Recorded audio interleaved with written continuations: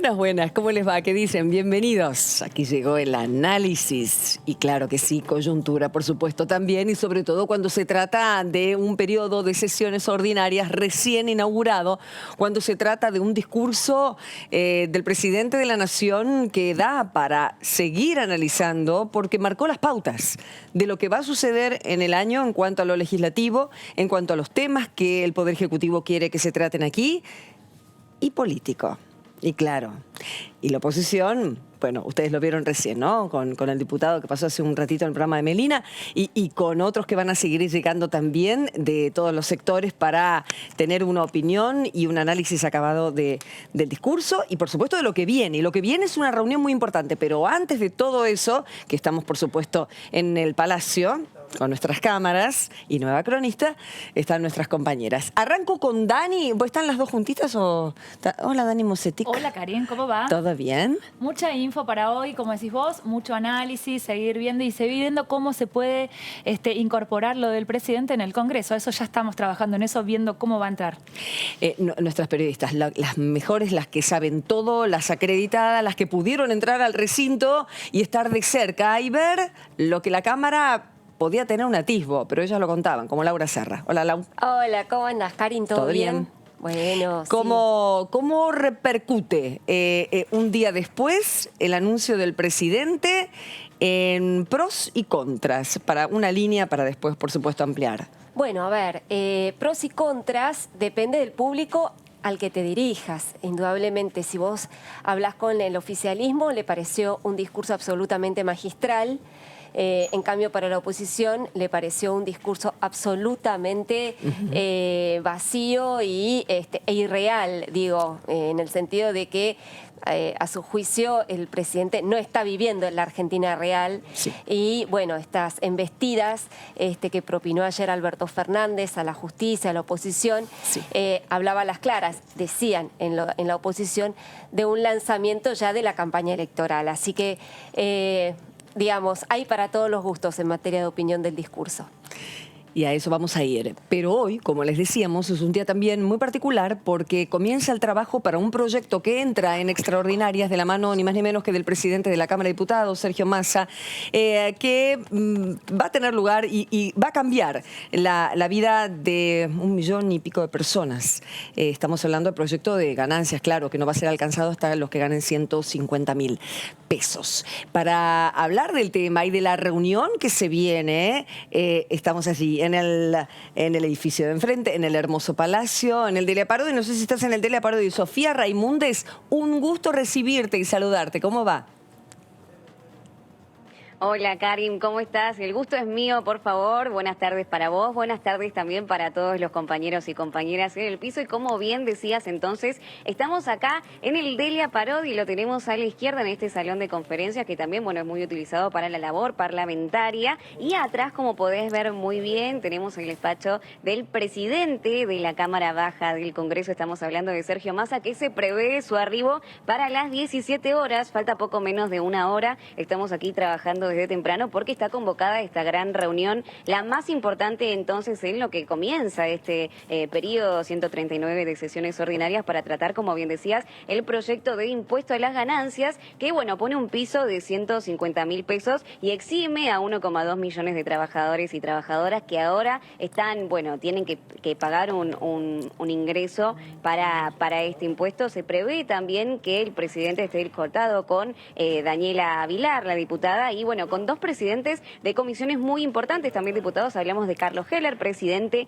de la Comisión de Presupuesto, y también por Vanessa Siley, presidenta de la Comisión de Trabajo, para tratar con 25 referentes gremiales. Bueno, entre ellos Héctor Daer, bueno, el cosecretario, uno de los 2 cosecretarios de la CGT, y además referentes de peso. Estamos hablando de la Unión Metalúrgica, de la UOM, también del comercio, también de la construcción, de la UPCN, viene Benítez, Santa María, Rodríguez, Martínez, Elingeri. Bueno, se espera Frigerio, se espera realmente que en esta reunión se convoque a la mesa chica, ¿no? Para tratar justamente de este proyecto que se presentó el 8 de febrero y que espera ser tratado lo más prontamente posible. Estiman, bueno, una apreciación un poco ambiciosa, que se apruebe para fin de mes, que sea tratado también en el Senado y que se apruebe para que ya a partir de abril los trabajadores y trabajadoras estén eximidos de pagar este porcentaje de impuesto a las ganancias. También recordamos que en cuanto a las jubilaciones,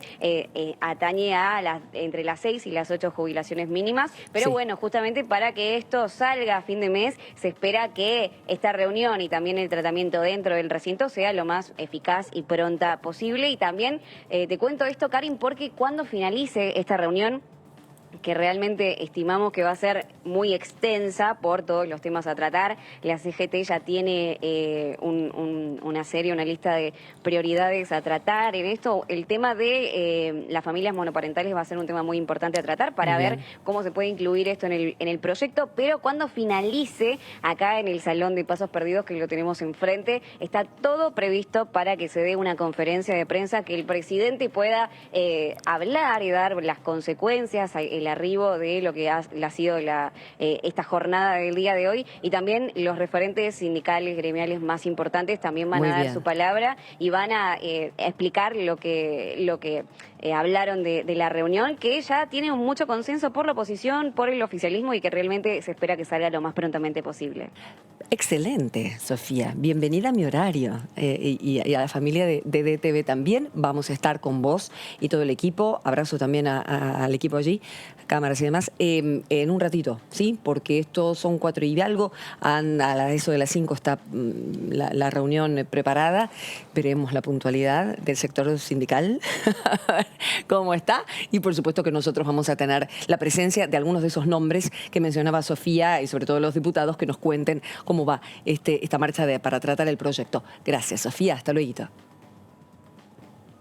Gracias, Karim, a vos. Y bueno, nos vemos en la próxima salida para contarte todo lo que está pasando desde aquí adentro. Muy bien. Acerca del discurso de ayer. Parece el nombre de una película, pero no, es el discurso del presidente de la Nación aquí frente a los otros 2 poderes del Estado. Decíamos y mencionábamos la importancia que tenía este momento especial de las sesiones ordinarias para la vida democrática, y me voy a parar porque vamos a ir viendo lo principal de este... Aquí estoy, espérate que tengo todo atrás. Esto no lo había calculado. Tengo exactamente las imágenes y las partes, los extractos del discurso, que bueno, ahí estaba el presidente firmando. Muchos hablaron de la entrada de la vicepresidenta, ¿no? Y de cómo el presidente en la entrada, pero claro, es la vicepresidenta, después lo vamos a ver en algún momento, quien invita, como presidenta del Senado, quien invita al presidente, por una cuestión protocolar, a entrar. Pero claro, hubo muchas cuestiones que se hablaron de esa imagen. ¿Qué dijo el presidente en economía? A ver, no podemos permitir que falten alimentos y artículos esenciales en la mesa de las argentinas y los argentinos. Cuando se detectaron faltantes, acá estoy, tuvimos una rápida reacción que llevó a la imputación de 11 grandes empresas, respetando la ley, con multas por 125 millones de pesos. Nuestro gobierno cuida y seguirá cuidando la mesa de las familias argentinas. Acerca, obviamente, de los precios, ¿no? Uno de los temas que se esperaba que el presidente, de alguna manera, tuviera referencia. Esto en cuanto a lo que fue la economía. La imputación de 11 grandes empresas, respetando la ley, con multas de 125 millones de pesos. A quien sube los precios de forma indiscriminada, bueno, va entonces. Por lo tanto, aclarando aquí en esta situación que están atentos al control de precios, ¿no? Porque era una de las cuestiones que la oposición les pedía. ¿Controla a alguien? La oposición y la ciudadanía, chicas. Bueno, a ver, es un tema, Karin, ¿no? Porque si bien es, digamos, muy importante que haya un control por parte del Estado sobre los precios y las empresas que aumentan indiscriminadamente los precios de los alimentos, el tema de la inflación de por sí es uno de los problemas cruciales que hoy está afrontando el gobierno de Alberto Fernández, por cuanto, bueno, la inflación de enero y la inflación de febrero ya tienen pisos demasiado altos que hacen de alguna manera o están amenazando el porcentaje del 29% claro, que había vaticinado el presupuesto 2021 al Martín Guzmán, el ministro de Economía. Así que, si bien se abordó la cuestión de la inflación en el discurso presidencial, lo cierto es que Alberto Fernández, dijo que era un problema multicausal, sí, ¿no? Que había logrado durante su gestión bajar 18 puntos la inflación, pero no dio precisiones en temas macroeconómicos sobre cómo abordar ese problema multicausal. Solamente fue a la consecuencia, es decir, al aumento de precios, multa. Ahora, ¿cómo se ataca el problema de fondo? Eso lo eludió absolutamente. Que fue una de las críticas, de hecho, que tuvieron aquellos que estudiaban el discurso de cerca, sobre todo de la oposición, acerca de esta cuestión. Y acá viene el gran tema, porque lo estaban esperando, pero claro, arrancó con pandemia, después siguió con otras cuestiones y va a la justicia, en donde el discurso focaliza. El Poder Judicial de la Nación está en crisis. El único poder que parece vivir en los márgenes del sistema republicano. Sus miembros disfrutan de privilegios de los que no goza ningún miembro de la sociedad. La reforma del Poder Judicial en su más amplia dimensión es una demanda impostergable de la sociedad en su conjunto. Y aquí la gente de la ONG Chequeado.com contó que en verdad hay jueces que la jubilación, que pagan ganancias, que no son que ningún juez las pague. Pero sí una parte, es un 20% nada más, Justicia Federal. De 2017 para acá. Exactamente. Ese número. Bueno, pero lo que se la refiere mayoría es intentar, no la paga. No, exactamente. De 2017 para acá son los nombramientos que fueron de 4 o 5 años para atrás. Efectivamente, pero hay un dato que nadie dice, y a mí me gustaría, la verdad, recalcarlo. ¿Vos sabés cuánto es lo que el Estado deja de recaudar por no cobrarle ganancias al Poder Judicial? 40.000 millones de pesos. Repetime. 40.000 millones de pesos es lo que el Estado se priva de recaudar por no cobrar el impuesto a las ganancias al Poder Judicial. Es la misma cifra que estamos hablando de quitar, si se está elevando el piso a 150.000 pesos, es la misma costo cifra fiscal de lo que va a abordar el Estado, el gobierno, el Estado, por elevar el piso de ganancias. Ahora, ¿quién paga ganancias y quién no paga ganancias en el Poder Judicial? ¿Son solamente los jueces los que no pagan ganancias? No, es todo el Poder Judicial. Exactamente, entonces, hasta los secretarios, exactamente, estamos todos hablando, los funcionarios que trabajan en las fiscalías, todos. No, pero no solamente eso, Karin. Obviamente sus sueldos no tienen nada que ver con el del juez, hablando, ¿no? Convengamos, no solamente eso, los choferes, las secretarias, la gente de ordenanza que trabaja en el Poder Judicial, no paga ganancias. Entonces, acá el presidente está focalizando el problema en los jueces, pero no está teniendo en cuenta de que el Poder Judicial va mucho más allá de los magistrados y que estamos hablando del gremio del Poder Judicial, donde está Julio Piumato, que efectivamente no le vayan a tocar el tema del impuesto a las ganancias, porque ese es uno de sus pilares para mantenerse al frente del sindicato. Así que me parece que ahí Alberto Fernández mira las cosas con un cierto prisma, el prisma que le conviene. Este es otro de los temas que aparece en el discurso, que es la cuestión de género, y que se esperaba mucho se esperaba, a la luz de los acontecimientos de las últimas muertes de mujeres que uno se pregunta, no hay forma de que puedan ser evitadas. ¿Qué dijo? Vengo a proponerles construir un gran consenso de la sociedad argentina contra la violencia de género. Consenso. Esta realidad implica modificar aspectos estructurales de la justicia actual que demostraron ser ineficaces para atender a las mujeres que se acercan en pedido de ayuda. Aspectos estructurales de la justicia. Otra vez con el foco en la... A ver, el discurso, él representa al Poder Ejecutivo y está hablando con el Congreso, que es el que también podría tener algo que ver. Y ahí incorpora siempre el tercer jugador, que es la justicia, y le habla otra vez sobre la ineficacia de los aspectos estructurales para tratar la violencia de género. A ver, de lo que Alberto Fernández anunció el año pasado, uno de los puntos que cumplió y que tiene que ver con lo del aborto formaba parte de esa agenda de género. Por lo tanto, hay un reconocimiento de la agenda de género que tuvo importancia el año pasado, teniendo en cuenta la prioridad que era la economía y que era lo sanitario. Hubo un lugar, pero a la luz de los hechos recientes siempre se le está reclamando porque hay que modernizar el Estado en su conjunto. Bien, esto quedó muy claro. Tenemos mucho más. está y después seguimos analizando, porque es bien interesante verlo, porque escucharlo a veces se pierden las palabras y uno se queda en que le dijo a la oposición. No, señores, habló muy conciso y después vamos a ver los paquetes de leyes que creemos que, bueno, van a llegar aquí, que creemos no, que dijo que van a llegar acá. A diputados y senadores. Economía, en cuanto a este sector, quiero pedirle a este honorable cuerpo legislativo, y acá va una de las primeras,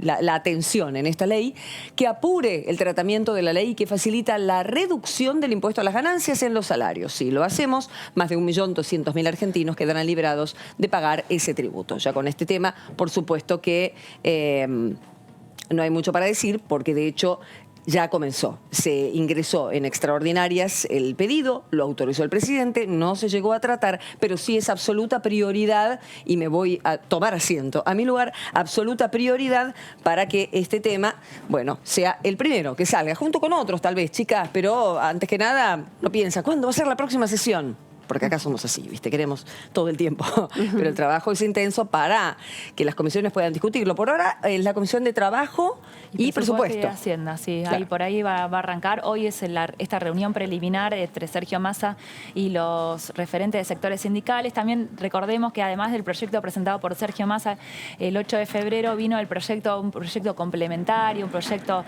un poco más profundo con el tema de Facundo Moyano, sí, que también tienen que ver los diputados sindicales que pusieron su firma ahí también para incorporar otros aspectos. Ahí hablaba nuestra compañera Sofía sobre las familias monoparentales, cómo se va a reconocer a los concubinos, con la idea de modernizar un poco los cánones, exactamente, qué va a pasar con el aguinaldo, con los viáticos, sí, con un montón de conceptos que puede hacer el trabajador puede hacer una diferencia y que al momento de te lo agarra ganancias y te lo destruye. Entonces ahí va a estar hoy sobre la mesa, pero creo que deben venir con más reclamos. Así que ese proyecto, ese texto todavía no está cerrado, está todavía en elaboración, porque puede ser que se combinen distintas variantes, además de lo que pueda pedir la oposición.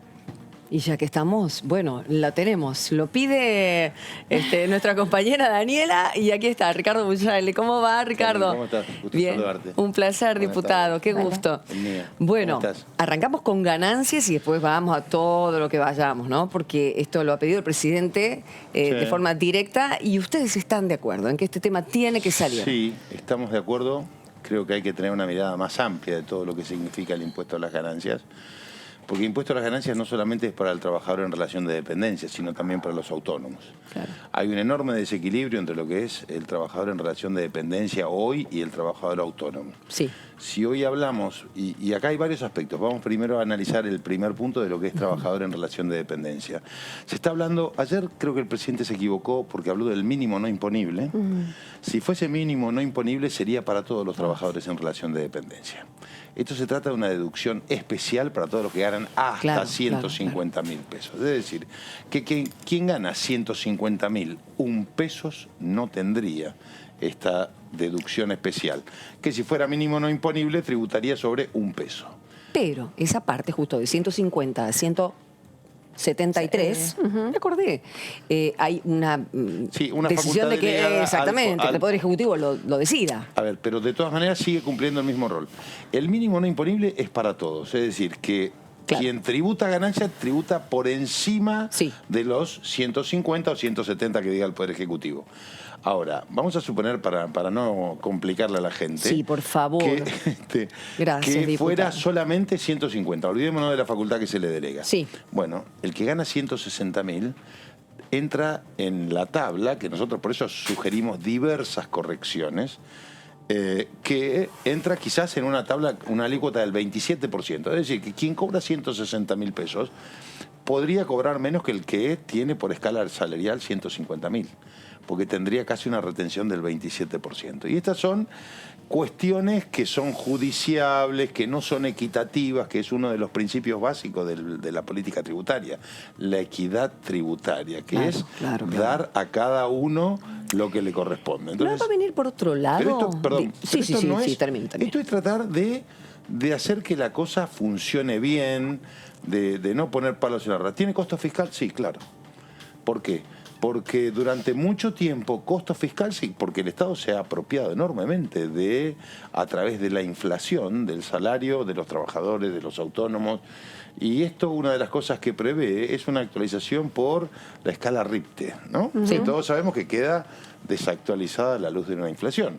Este año el salario seguramente va, por lo menos las paritarias que se ven rondan el 30% y se proyecta una inflación del 50%. Claro. Entonces lo que estamos hablando, tal cual sucedió en jubilados y que la prueba palpable está en el coeficiente de actualización que se está dando ahora, que dio un 8 contra un 11,7 o casi un 12, lo que decimos es, muy bien, en primer lugar, cambiar los tramos de escala, es decir, que quien gana los 160.000 pesos no entre en el 27%, sino que sea un impuesto progresivo. Progresivo, claro. O sea, pero hay que modificar las escalas, decís vos, nosotros Ricardo. O sea, porque el corazón del proyecto apunta a elevar un piso, digamos, ¿no? Toca el tema de las escalas. Bueno. Eso es lo que hace que sea inequitativo. Ahí está, pero ustedes van a una reforma más integral. Más integral. Si querés dejarlo con un maquillaje, ponelo como mínimo no imponible. Ahí está, okay. Si lo querés dejar como maquillaje. Ahora, si querés una reforma razonable, porque yo soy de los que creo que la discusión muchas veces la he tenido, si el salario es ganancia o no es ganancia. La discusión no es esa, es decir, porque la pregunta es cuánto hay que pagar. Si estamos en una sociedad que está complicada, la pregunta es si hay que pagar cuánto. No es lo mismo pagar 10.000 que 1.000 o 40.000, digamos, ¿no? Porque si vas a hacer una contribución. Y por otro lado, llegamos al caso que, como el proyecto no prevé ninguna actualización para los autónomos, hoy un autónomo paga ganancias a partir de 40 y pico de mil pesos, 42, 43.000 pesos. Claro.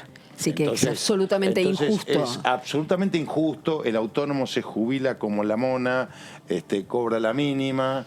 Y paga. Y paga ahora, como el máximo. Y encima paga a tiempo. Muchas veces se le complica, ¿viste? Y no puede seguir trabajando con la FIP. Quería consultar. A ver, hay un proyecto original, el de Sergio Massa, surgen propuestas, se escucha a los sectores gremiales, hay posibilidad.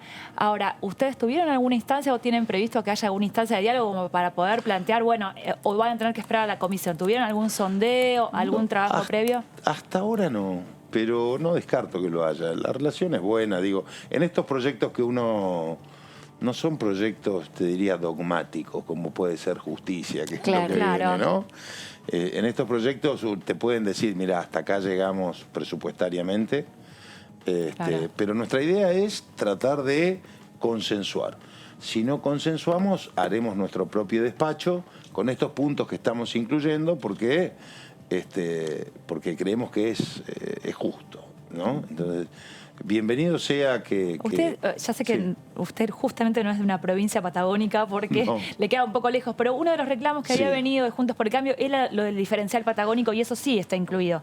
Por ese lado, uno de los reclamos está. Sí, eso se estaba contemplando.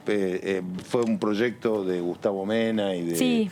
Creo que de Roxana Reyes y Lorena Matzen, creo que es de nuestro lado, pero creo que está contemplado, o sea que eso estaría. Pero bueno, creo que no es difícil. Todos sabemos que... ¿Pero tienen algo armado ya en base Ya a esto? hemos tenido entre nosotros un proyecto donde consensuamos unos cuantos puntos de estos. Bien. Actualización por IPC, podrás decirme, bueno, IPC y RIPTE. ¿Mensual o semestral? Perdón, ¿anual o semestral? Semestral. Con una alícuota del 50% de impuesto a las ganancias. Claro.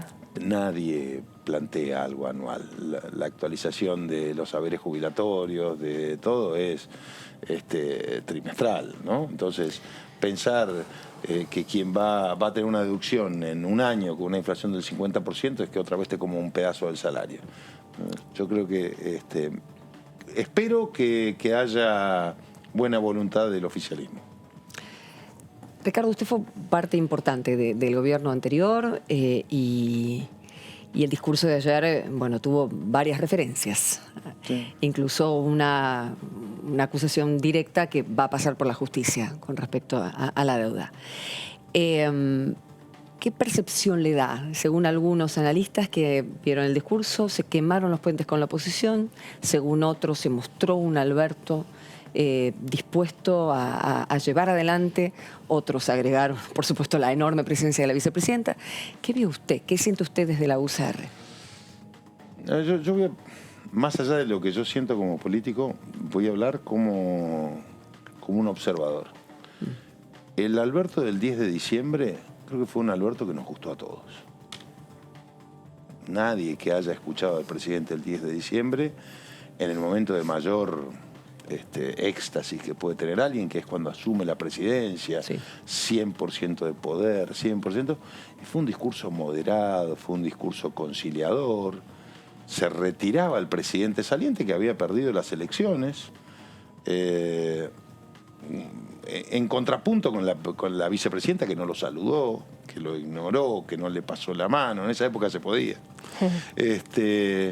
Y Alberto fue contemplativo.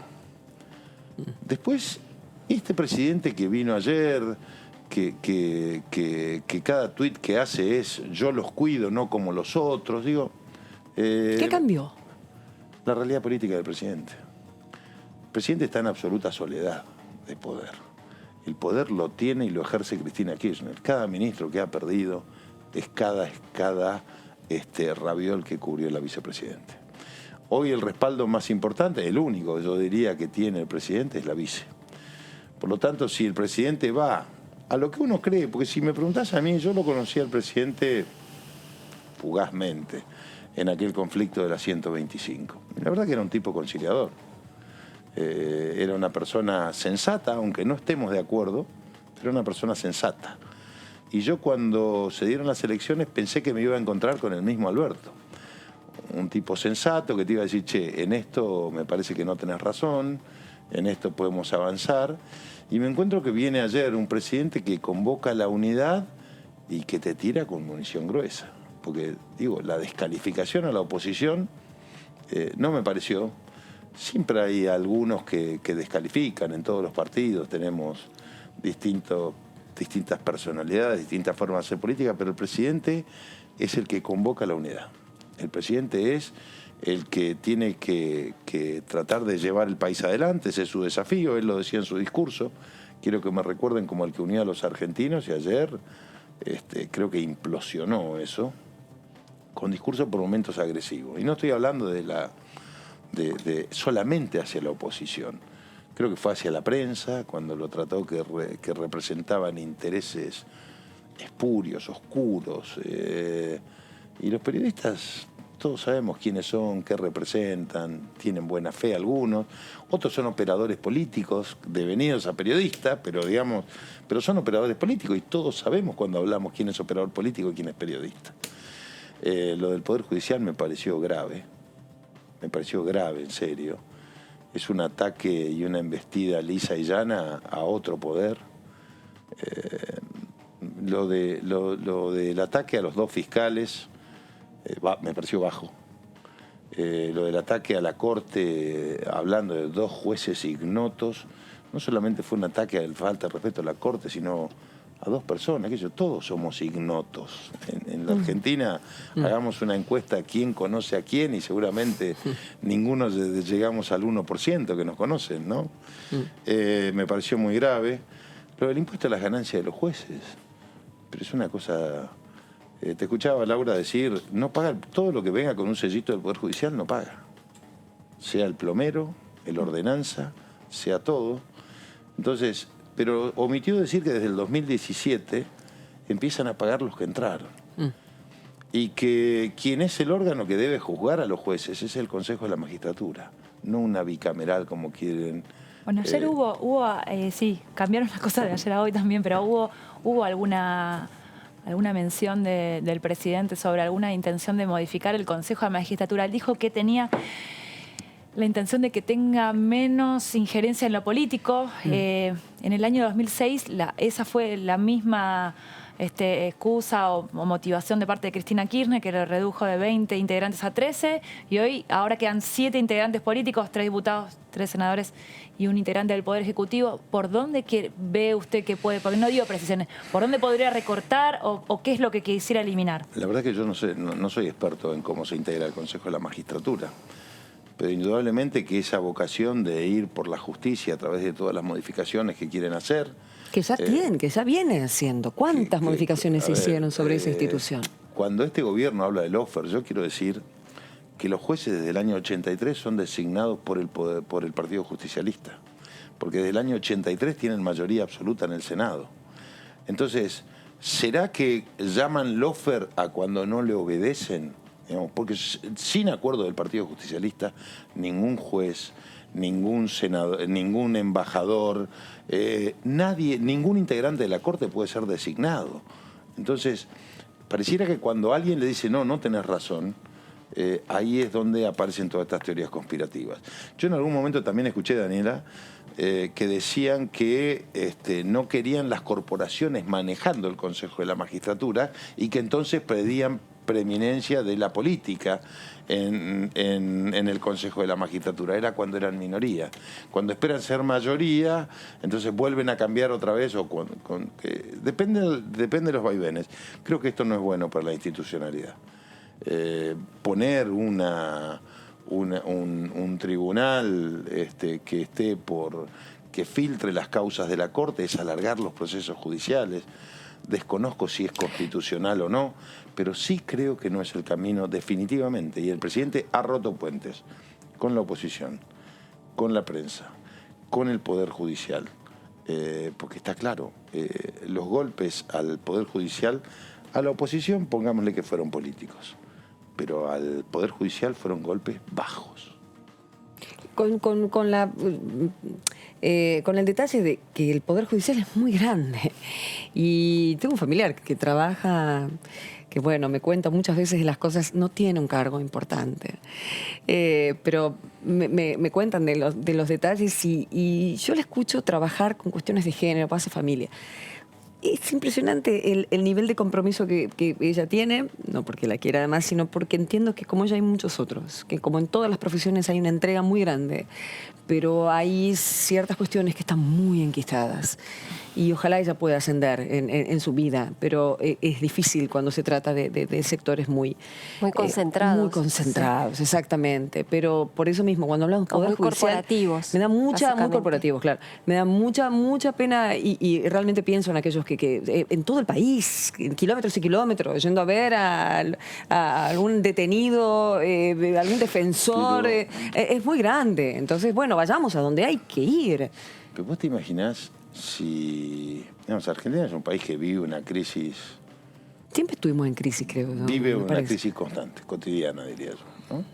Y vos sos un inversor que a veces creés, a veces no creés, y escuchás que el presidente de la República dice que la justicia es un desastre. Que vos no confías en la justicia, que son todos unos pistoleros, bandoleros, digo, más o menos, porque es el lawfare, meten presa gente que no tiene que estar, que son todos inocentes. ¿Vos ponés un peso en la Argentina? Ni loco. Ni loco pongo un peso en la Argentina si esta es la visión desde el presidente de la República Argentina. Si el presidente piensa esto de la justicia, yo que soy un ser, un ciudadano, ¿qué me espera? Entonces, yo creo que hay que tener mucho cuidado en estas cuestiones, que tienen que poner sobre la mesa las causas que los preocupan. Claramente al gobierno le preocupa la situación de la vicepresidenta, le preocupa lo de Milagros Salas, le preocupa lo de Vudú, le preocupa lo que viene. Ahora, por esas causas no podemos decir que todo el Poder Judicial está como está, digamos, ¿no? Porque yo creo que hay jueces buenos y malos, periodistas buenos y malos, políticos buenos y malos. Y lo del Ministerio Público Fiscal, estaba leyendo lo de Rívolo, la reforma del Ministerio, el titular de la Asociación de Fiscales.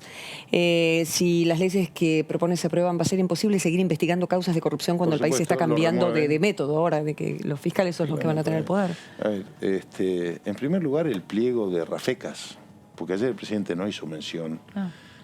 Le tiró la pelota a los diputados con la modificación que viene de la designación del procurador.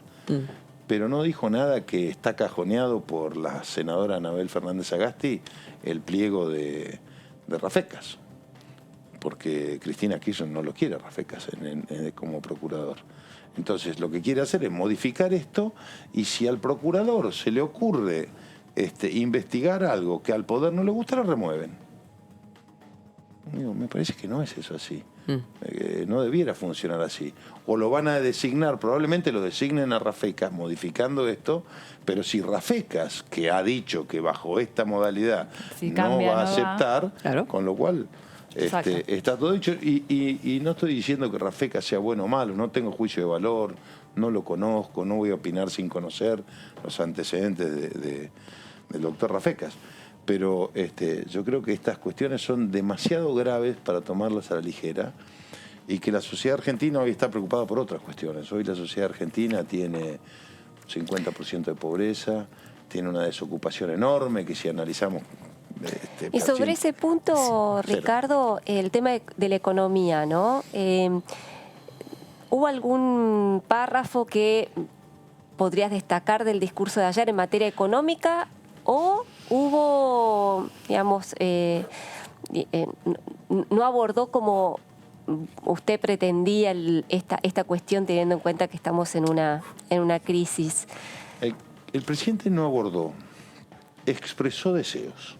Ajá. Expresó deseo de una ley hidrocarburífera para tener el autoabastecimiento. ¿Quién puede estar en contra de eso, digamos? Algo que propuso el año pasado también. Lo mismo también que propuso el año pasado. Sí se puede decir que... Eso podría salir entonces este año. Pero no sabemos que también el juicio por jurados habló el año pasado. Sí. También se habló de eso. Pero pasó la pandemia, diputado. Se entiende que muchos temas que prometió el año pasado se haya volado todo por el aire por la pandemia. También, pero estoy diciendo, se entiende. Se habló. Respecto a la economía, la cereza del postre, los títulos, fue la querella Macri, ¿no? Que ni siquiera es economía, no sabemos si es judicial, pero que tiene impacto económico. Ante la pregunta de Laura, digo, habló del Consejo Agroindustrial Argentino, de que quería sancionar una ley para incentivar la inversión, bienvenida sea. Ahora, siempre digo, en todos los fundamentos de las leyes, a mí me ha pasado, yo decía, en todos los fundamentos yo soy kirchnerista. El problema es cuando vos lees la letra chica y decís, pero esto no tiene nada que ver con esto otro. ¿Con qué plata lo hacemos? ¿Se la pregunta no solamente o qué? Eso, porque el enunciado es tan pomposo que cuando vos lees el coso vos decís, che, yo ¿cómo no lo voy a querer? ¿Cómo no voy a querer? Digo, ¿cómo no voy a querer? Yo siempre miraba no me tocó sancionarla, pero la ley de medios, ¿no? Sí. No voy a profundizar eso. ¿Cómo no voy a querer pluralidad de voces? ¿Cómo no voy a poner esto? ¿Cómo no voy a poner lo otro? Pero resulta que después abajo lo que tenías era una trampa enorme. Bueno, cuando uno leía la 125 era lo mismo, era diversificación. Entonces, en el caso del Consejo Agroindustrial, habla de incentivo a la producción, bienvenido sea, veamos el proyecto. En el caso de impuesto a las ganancias también, creo que es lo más palpable y que va a salir, un poco más o menos como quiere el gobierno o como queremos nosotros, pero creo que va a salir. Y creo que la cereza del postre es, que creo que es una estrategia política, la querella al expresidente Macri, que tiene su impacto, imagino que en el Fondo Monetario, ¿no? Porque... Ellos dicen, ¿dónde se fueron los 40.000? Y yo pregunto, ministro, ¿dónde se fueron esos 40.000 millones? En realidad fueron 70. Bien. Los 40 del fondo, pero el incremento de deuda fueron 70, 72. Mirá, eso no es que vos agarraste el crédito, lo pusiste en el bolsillo y te lo llevaste a tu casa. Estos no son bolsos que repartís cuando viene una plata del fondo. Cuando Mauricio Macri asume la deuda del Estado argentino, intraestado y con organismos multilaterales, con sector privado, era alrededor de 241.000 millones de dólares. Cuando se va Mauricio Macri eran 311.000 millones de dólares. ¿Sí? 70.000 millones de dólares de incremento de deuda. El Estado tiene continuidad jurídica. Hubo vencimientos que debieron afrontarse, que uno dice, cuando tenés que enfrentar vencimientos, o los cancelás, o los renovás. ¿Y cómo los podías cancelar? Si tenías reservas, cosa que no había, o tomabas deuda. Cada uno puede analizar cuáles son las consecuencias de una cosa u otra. El endeudamiento del país es consecuencia del déficit fiscal que tenemos, es decir, vos te endeudás con tu tarjeta porque gastaste más de lo que ganás. Esto es así clarito y cortito. ¿Cómo vas a solucionar eso? Cuando gastes menos y entonces vas a ir pagando tu tarjeta, lo que consumís más los intereses y un día no le vas a deber más a la tarjeta. Ahora, Un Estado, cuando gasta más de lo que genera, tiene 3 formas de financiarse. O emitís, o cobrás más impuestos, o te endeudás. Cada una de estas decisiones tiene una implicancia en uno u en otro sentido. En el gobierno de Cristina Kirchner se emitió billetes. Y también se subió impuestos. No teníamos acceso al crédito internacional. Macri dijo, voy a endeudarme internacionalmente. Por ahí escucho, sí, pero nos prestaron en dólares. A ver, Karen, si yo te pregunto, te digo, préstame 10.000 pesos, te devuelvo a fin de año, ¿en qué moneda querés que te devuelva? A ver, entonces, ¿quién nos va a prestar en pesos? Explícame, si vos no me prestás a mí hasta fin de año en pesos, yo te digo, mira, tomá Ricardo, te doy $100 y me devolvés el equivalente hoy, y vos me devolvés $100, sin interés, lo que sea. Bueno, esto ha pasado con los acreedores internacionales. Entonces, ¿qué hizo Mauricio Macri? De esos $70.000 millones del incremento de la deuda, pagó vencimientos anteriores, pagó la deuda con los holdouts, pagó parte de la deuda del Club de París, y hay $30.000 millones en 4 años que se destinó a gastos corrientes. Sí, es cierto, uno puede decir, che, ¿por qué no ajustó más? Porque los gastos corrientes eran consecuencia del déficit fiscal. Sí. Pero si vos ajustabas más, tenías una economía que estaba muy complicada. Entonces, yo creo que esto es para decir, lo tengo contra la pared a Macri por toda la situación judicial que vive la gente del Frente de Todos. Gracias, diputado. Otro día viene y hablamos de los temas concretos que se van a tratar este año por parte de su bloque y de forma personal también, representando a la gente que lo ha votado, en definitiva. Así que, por eso mismo, en otro momento lo tendremos. Vale, gracias. Gracias, diputado. Un gusto, gracias. Bien, nos vamos a nuestro móvil. Allí está nuevamente Sofía Raimunde. Sofía, a la espera de esta reunión importante para el proyecto de ganancias, que es lo que hoy se va a hablar con sindicalistas de todas las extracciones distintas. Sí.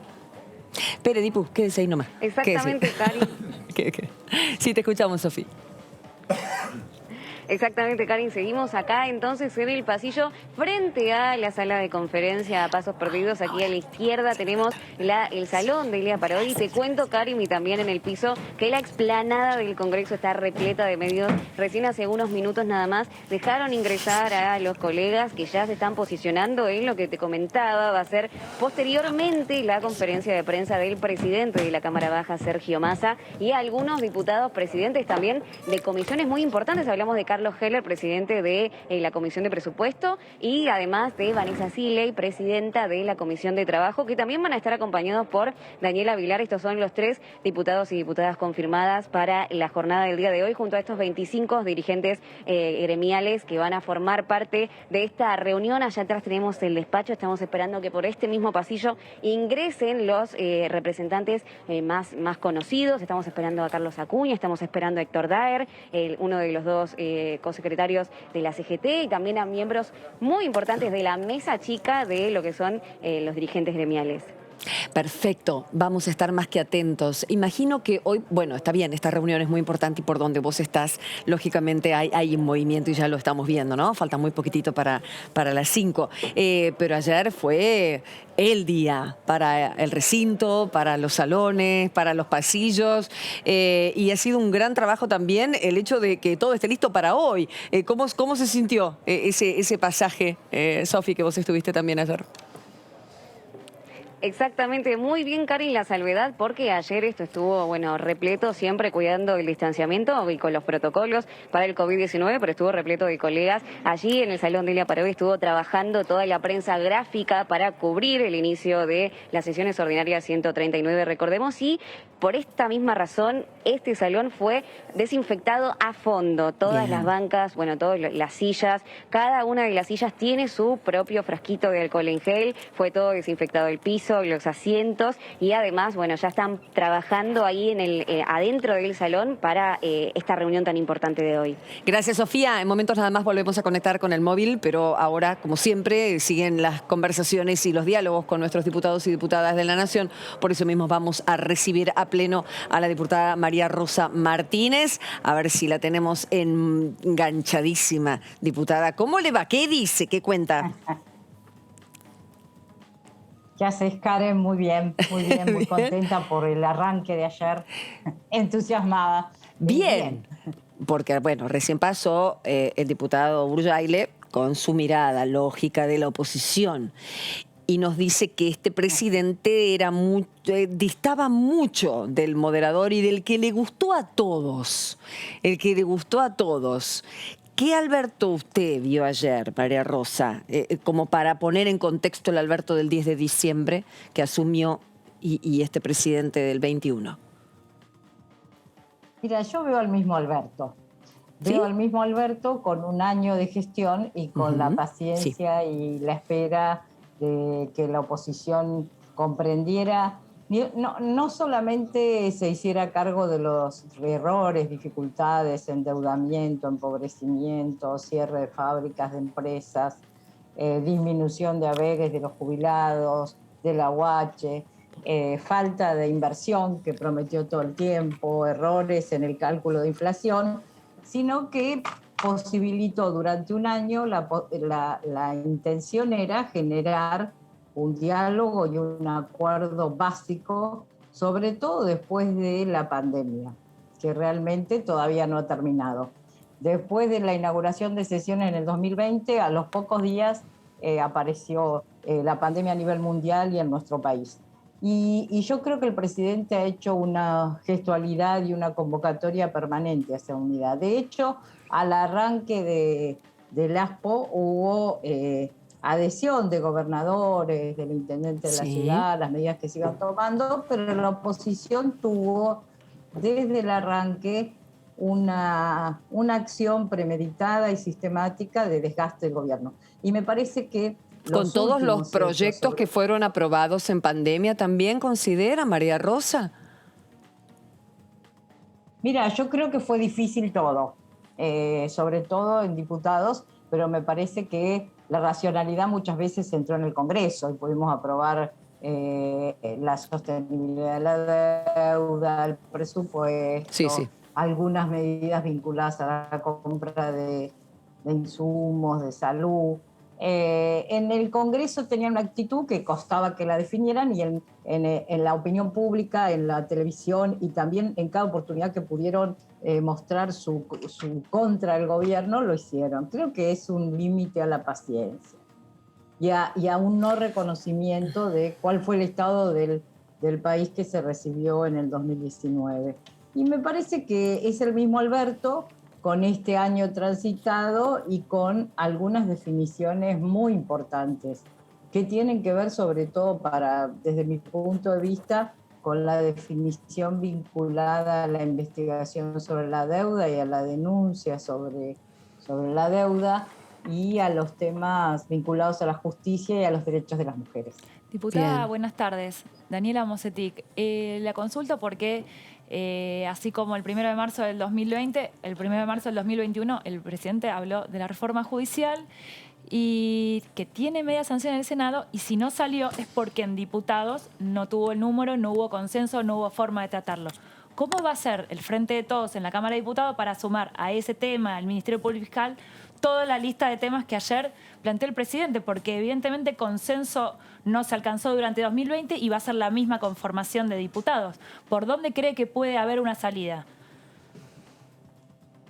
Mira, yo apelo todo el tiempo, como lo hace el presidente, la vicepresidenta, las autoridades de nuestro gobierno, al sentido común y a la racionalidad. Sin duda, hoy Clarín, La Nación, salen con el tema de la reforma judicial, que ellos llaman reforma judicial y no modificación, ampliación de la justicia federal, con los tapones de punta. Es el primer tema de agenda de esos sectores más vinculados al macrismo. Yo creo que va a ser complejo. Las provincias en muchos casos se ven favorecidas por la ampliación de tribunales federales, por el acceso a la justicia, pero no va a ser una cuestión sencilla. Creo que la apelación a las provincias puede ser una manera de ingresar el tema en la discusión.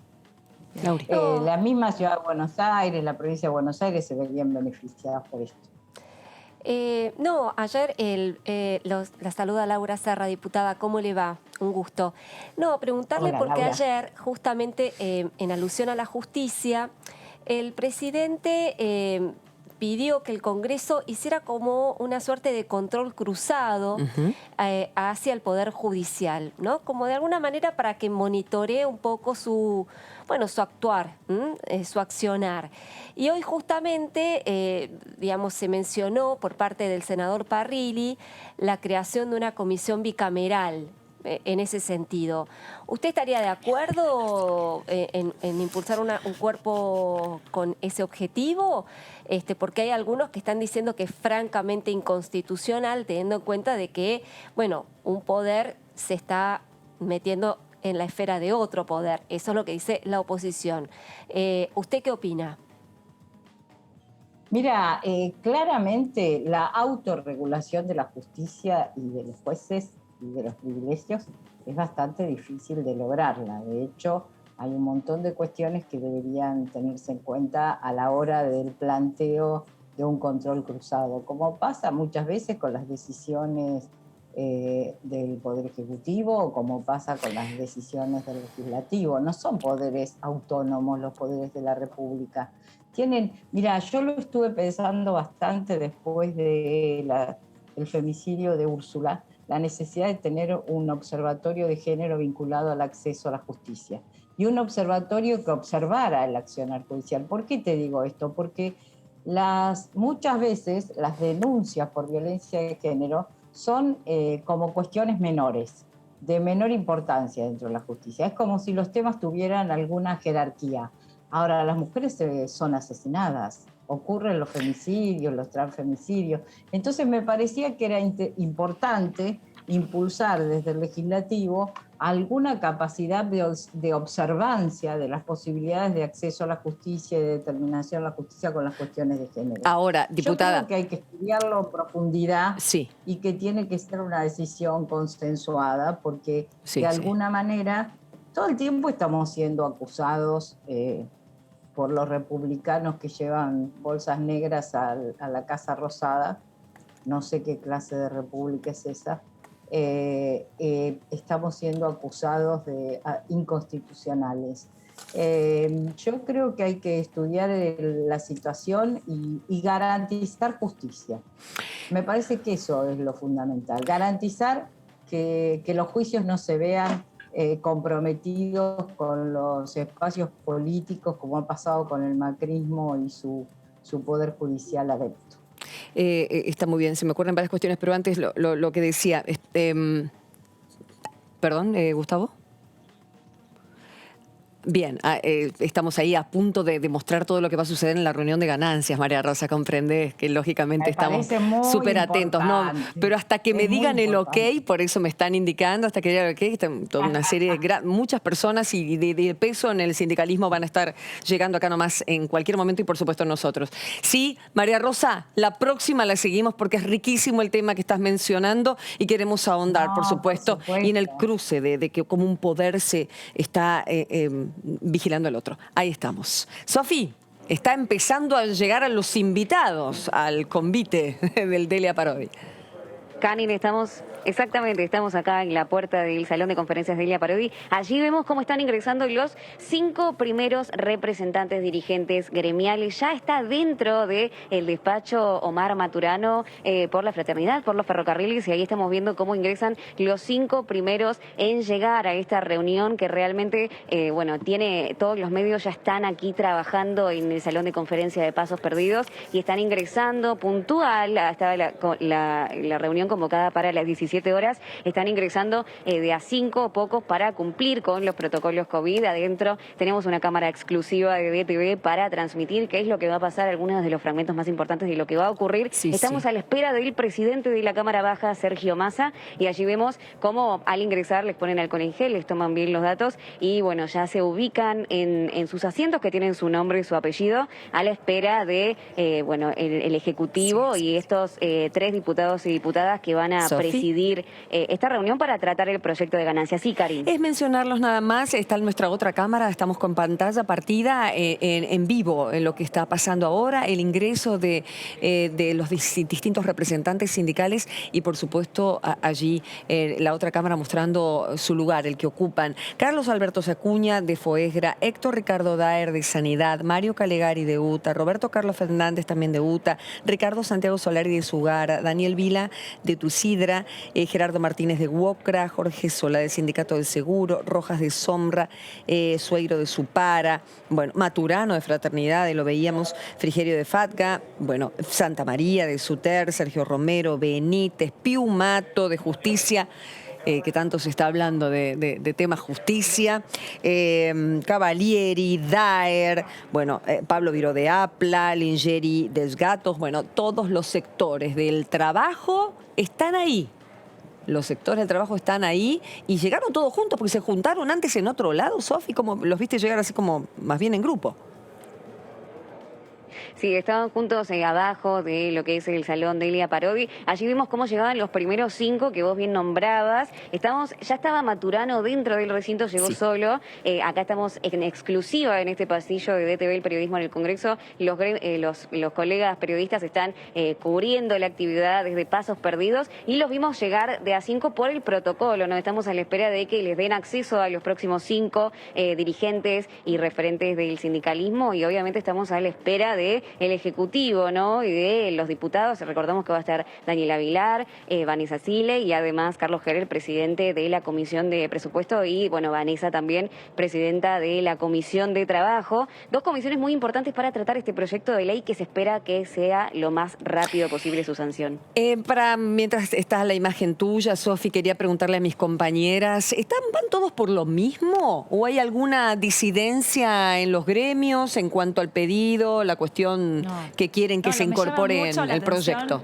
Estoy conmovida con la lista y la foto que se va a llevar el oficialismo hoy con esa presencia en el Congreso. O sea, claro. Eso tiene una lectura electoral muy importante. Ahí se van llegando otros representantes. Lógicamente, evidentemente acá hay una cuestión de protocolo, que llegue un grupo primero, otro grupo después, así no se agolpan, ¿no, Sofi? Y por último, los representantes de la Nación. En definitiva, los diputados y diputadas que van a liderar la reunión. Allí, los anfitriones, ¿no? Todos con sus barbijos. Exactamente, Karin, estamos...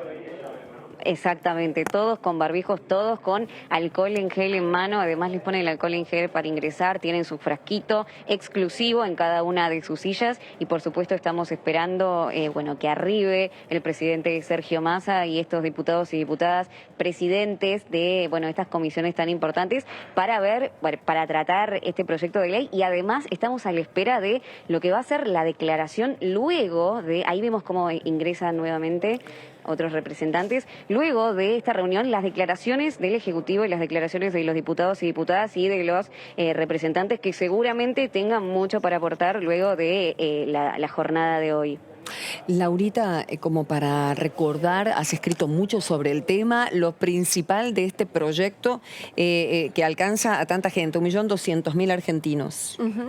Sí, efectivamente lo que se propone es eximir del pago del impuesto a las ganancias a todos aquellos que cobren hasta un sueldo bruto de 150.000 pesos. Ese es un nuevo piso, se eleva el piso, no la escala, sino el piso. No hay un aumento del mínimo no imponible, como recién explicaba bien Burjaile.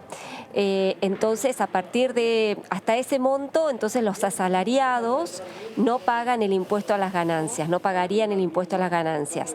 ¿Qué sucederá con la brecha que va entre 150 y 173.000 pesos? Bueno, ahí es una definición que va a recaer en el Poder Ejecutivo, que va a establecer las deducciones sobre el impuesto. No quiere decir que el asalariado no va a pagar el impuesto, lo va a pagar, pero en una menor cuantía. Pero eso no va a estar escrito en la letra de la ley, sino que lo va a definir el Poder Ejecutivo. Esto estamos hablando del proyecto original, Karin, porque de lo que lo que se está hablando ahora justamente es de la posibilidad de instrumentarle modificaciones al proyecto de ley justamente para, bueno, ampliar todavía más el universo de deducciones o de beneficios o de exenciones que tendría el impuesto. Habrá que ver, ahí, como lo decíamos la semana pasada, hay que calibrar costo-beneficio, porque todos los beneficios tienen un determinado costo, un determinado costo fiscal, y bueno, el gobierno está comprometido a no ahondar demasiado el déficit previsto para este año del 4,5%. Recordá que está como telón de fondo toda la negociación con el Fondo Monetario Internacional, por lo tanto Martín Guzmán no quiere mayores desequilibrios en las cuentas públicas, en la macroeconomía, por lo tanto habrá que ver justamente cuánto es lo que de alguna manera el gobierno está dispuesto a ceder en materia de mayores exenciones o deducciones al impuesto. Esto es justamente lo que se está discutiendo ahora con los gremialistas y luego cuando empieza la discusión en la comisión.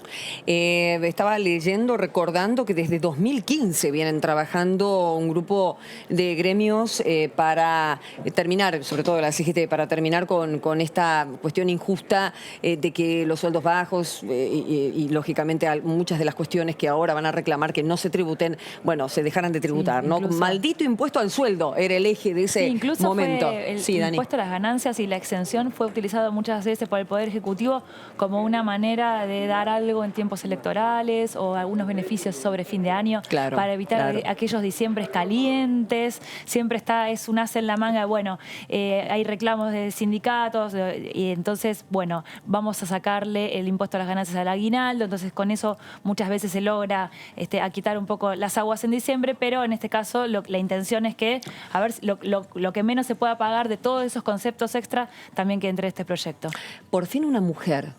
Y sería fantástico y eso lo hablamos con varias diputadas sindicalistas, que en algún momento en esa mesa se siente alguna líder de gremios y más de una, ¿no? Que sean varias. En el salón que lleva el nombre de una mujer que fue una de las primeras, ¿no? Que luchó por la igualdad, peronista, bueno, de la parodia. Algún día vamos a contar la historia de la exdiputada. Y ahí van llegando representantes de la Cámara Baja, justamente, para dar ya en cualquier momento y con protocolo, por eso están entrando de a poco, de a 4, 5, van entrando, la temperatura se les toma ya al comienzo, ¿no? Sofía, contanos, por favor, quiénes están llegando ya ahora. Exactamente, Karin. Bueno, acabamos de ver a la diputada Daniela Virar ingresar entonces al salón de conferencias Delia Parodi, esperando entonces 10 dirigentes sindicales que faltan ingresar, además de Carlos Gera, el presidente de la Comisión de Presupuesto, y a Vanessa Sile, presidenta de la Comisión de Trabajo, y por supuesto estamos a la espera del presidente de la Cámara Baja de Diputados, por supuesto Sergio Massa, y realmente, bueno, todos están a la expectativa de esta llegada. Recordamos que Vilar entonces es la primera funcionaria de la Cámara Baja que acaba de ingresar al salón de conferencias y bueno, los medios alrededor, estamos aquí en el pasillo esperando que ingrese el presidente para que comience esta reunión y a la espera de lo que se piensa que va a ser, por lo menos está todo previsto para que sea una conferencia de prensa para que nos cuenten cuál fue el resultado de este diálogo. Sofi, solamente pueden ingresar aquellos que van a hablar, ¿verdad? No hay asistentes, porque la Cámara lógicamente está tomando toda la dimensión de lo que es la disposición que tienen la mesa, ¿no? De conferencia, pero por eso mismo, por cuestiones de protocolo, está muy cuidado la cantidad de gente, ¿no? Exactamente, Karin, solo pueden ingresar los dirigentes, no están acompañados por su equipo de prensa ni por ninguna escolta, solamente ingresan los representantes, los dirigentes, por una cuestión de protocolo, ¿no? Se respetan las distancias, todos tienen su alcohol en gel y además es la mesa chica de los representantes de, bueno, los gremios más conocidos de la CGT para, bueno, hablar con el presidente que presentó este proyecto él mismo el 8 ahí vemos, el 8 de febrero. Ahí vemos cómo, bueno, llegan más representantes a esta reunión. No. En esta no. No, en esta no, claro, cierto. El diputado Walter Correa. Ok, ahí está el diputado Correa. Está llegando, gracias Dani. Del Sindicato del Cuero, claro, exactamente, que en varias veces le hemos preguntado de la realidad de su sector en los Zooms que tenemos aquí en DTV, cubriendo, como decíamos, toda la actividad parlamentaria y, lógicamente, hablando de los que importa a todos nosotros, que son los proyectos de ley que ni más ni menos van a tratarse prontamente en el recinto en este 2021, recién inauguradas las sesiones ordinarias. Es que ahora comienza el trabajo concreto y sobre todo con este tema que fue uno de los ejes, ¿no?, del discurso. Chicas, recordamos que el presidente lo mencionó. Sí. Sí, no, el proyecto de ganancias. Ayer el presidente, vamos a repasar un poquito, ayer el presidente le pidió a la Cámara de Diputados, bueno, al Senado también, por favor, que lo más rápido posible se trata. Pero eso fue una formalidad porque él ya había enviado, había hecho la extensión de extraordinarias, o sea, a ver, era imposible tratarlo por cuestiones reglamentarias, pero marcaba fuertemente en lo político la intención de tratarlo. Cuanto antes se trate, antes se va a poner en marcha y antes van a dejar de pagar los trabajadores. Por eso es el apuro, el límite de que antes de fin de mes, por ejemplo, si es que se puede, en ese caso, se hablaba de una sesión por ahí para la semana que viene, si es que se llega. Y es un alivio muy grande para mucha gente que creen que va a volcar el dinero en la economía, ¿no? Uno de los objetivos fundamentales para que esto reactive. Lau. Sí, básicamente yo creo que son dos los objetivos. Un objetivo es claramente electoral, es un proyecto que endulza a la clase media, hoy agobiada por innumerables tributos, por la presión tributaria, bueno, y el impuesto a las ganancias es uno de los más pesados. Y el otro objetivo justamente es eso, dinamizar la economía a partir de una apuesta a un mayor consumo y una revitalización del mercado interno. Así lo pronunció ayer justamente el presidente Alberto Fernández, como así también Sergio Massa al fundamentar su proyecto de ley, ¿no? La apuesta justamente es que aquello que no se recauda por parte del fisco se vuelque al consumo y eso de alguna manera también llegue de manera indirecta al fisco por medio de los impuestos al consumo, por ejemplo, el IVA. Entonces, generar como una suerte de círculo virtuoso en la economía. ¿Comienzan, creen ustedes, a minutos nada más de comenzar la reunión por este proyecto de ganancias, como decíamos, con una impronta muy fuerte, ya que es lo que se espera inmediatamente, lo que el Ejecutivo espera inmediatamente que se resuelva por las razones que recién mencionábamos? Y con esto se viene una serie de acciones destinadas a modificar también en ese sentido la cuestión impositiva. Estoy hablando más de la economía más chica, de la microeconomía. No hubo muchos anuncios ayer con respecto a temas económicos concretos, porque también viene pendiente una agenda, hay pendiente al salir, tiene que emitir dictamen la Cámara de Diputados de algunos temas como lo que tiene que ver con los créditos hipotecarios, el tema del monotributo también, entonces por ahí viene arrastrando. Ayer no hubo un paquete de medidas fuerte con respecto al tema económico, entonces durante las extraordinarias se aprobó, por ejemplo, los incentivos a la construcción privada, que tiene un blanqueo, pero todavía quedaron, por ejemplo, los incentivos a los al uso al ahorro y a la inversión en pesos, que tampoco fue aprobado por el momento. Por eso la agenda económica todavía tiene algunos temas pendientes que seguramente se van a reactivar en el corto plazo. Bueno, justamente la oposición centró su eje en la evaluación del discurso de, bueno, muy bien, los culpables, el gobierno anterior, qué es lo que vamos a hacer con el control de precios, pero ¿y la causa? ¿De qué manera? Bueno, vamos a poder reactivar la economía aliviando la injusticia tributaria, sí, ¿no? Las tarifas subieron, que eso sí, en lo que tiene que ver con lo que es más tangible, es con lo que habló de desdolarizar las tarifas, eso sí puede ir directo al bolsillo, pero no hubo un compendio económico como un mapa de ruta. Exacto, no fue, faltó eso, pero bueno, hay temas para trabajar, hay temas pendientes y veremos si vienen más temas del Ejecutivo. ¿Cómo están las cosas por ahí? Están todos muy puntuales, cosa que es un buen auspicio del comportamiento, porque a veces que las sesiones se dilatan y nosotros hablamos de lo que es puntualidad, pero los invitados estaban menos 5 o antes, mucho antes, ya presentes para este ingreso protocolizado, ¿no? En medio todavía del distanciamiento, todos con su barbijo, algunos, no, todos están muy bien colocados, condición indispensable para poder tener esta reunión en medio de todavía esta pandemia. No, y recordar qué es lo que vienen a plantear los sindicalistas, ¿no?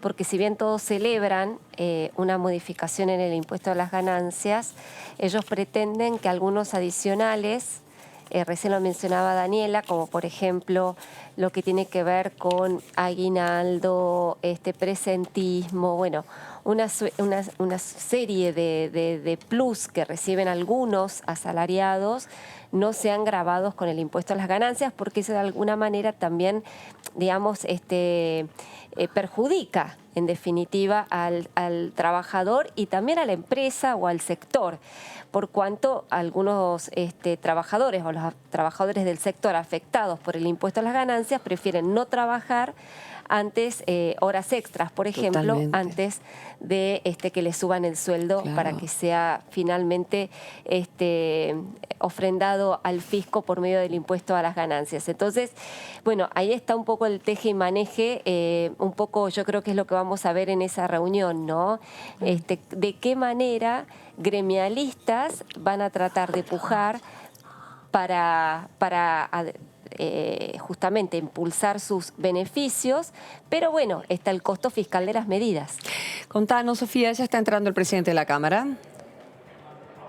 Exactamente, Karima, vemos cómo está ingresando el presidente de la Honorable Cámara de Diputados de la Nación Argentina, Sergio Massa. Bueno, escoltado entonces por su equipo y además estamos, bueno, a la espera de 5 dirigentes gremiales que faltan arribar. Pasan 10 minutos nada más de las 17 horas cuando estaba pautado entonces esta reunión con la CGT. Estamos a la espera de los dirigentes, los miembros que falten y ya va a comenzar la reunión.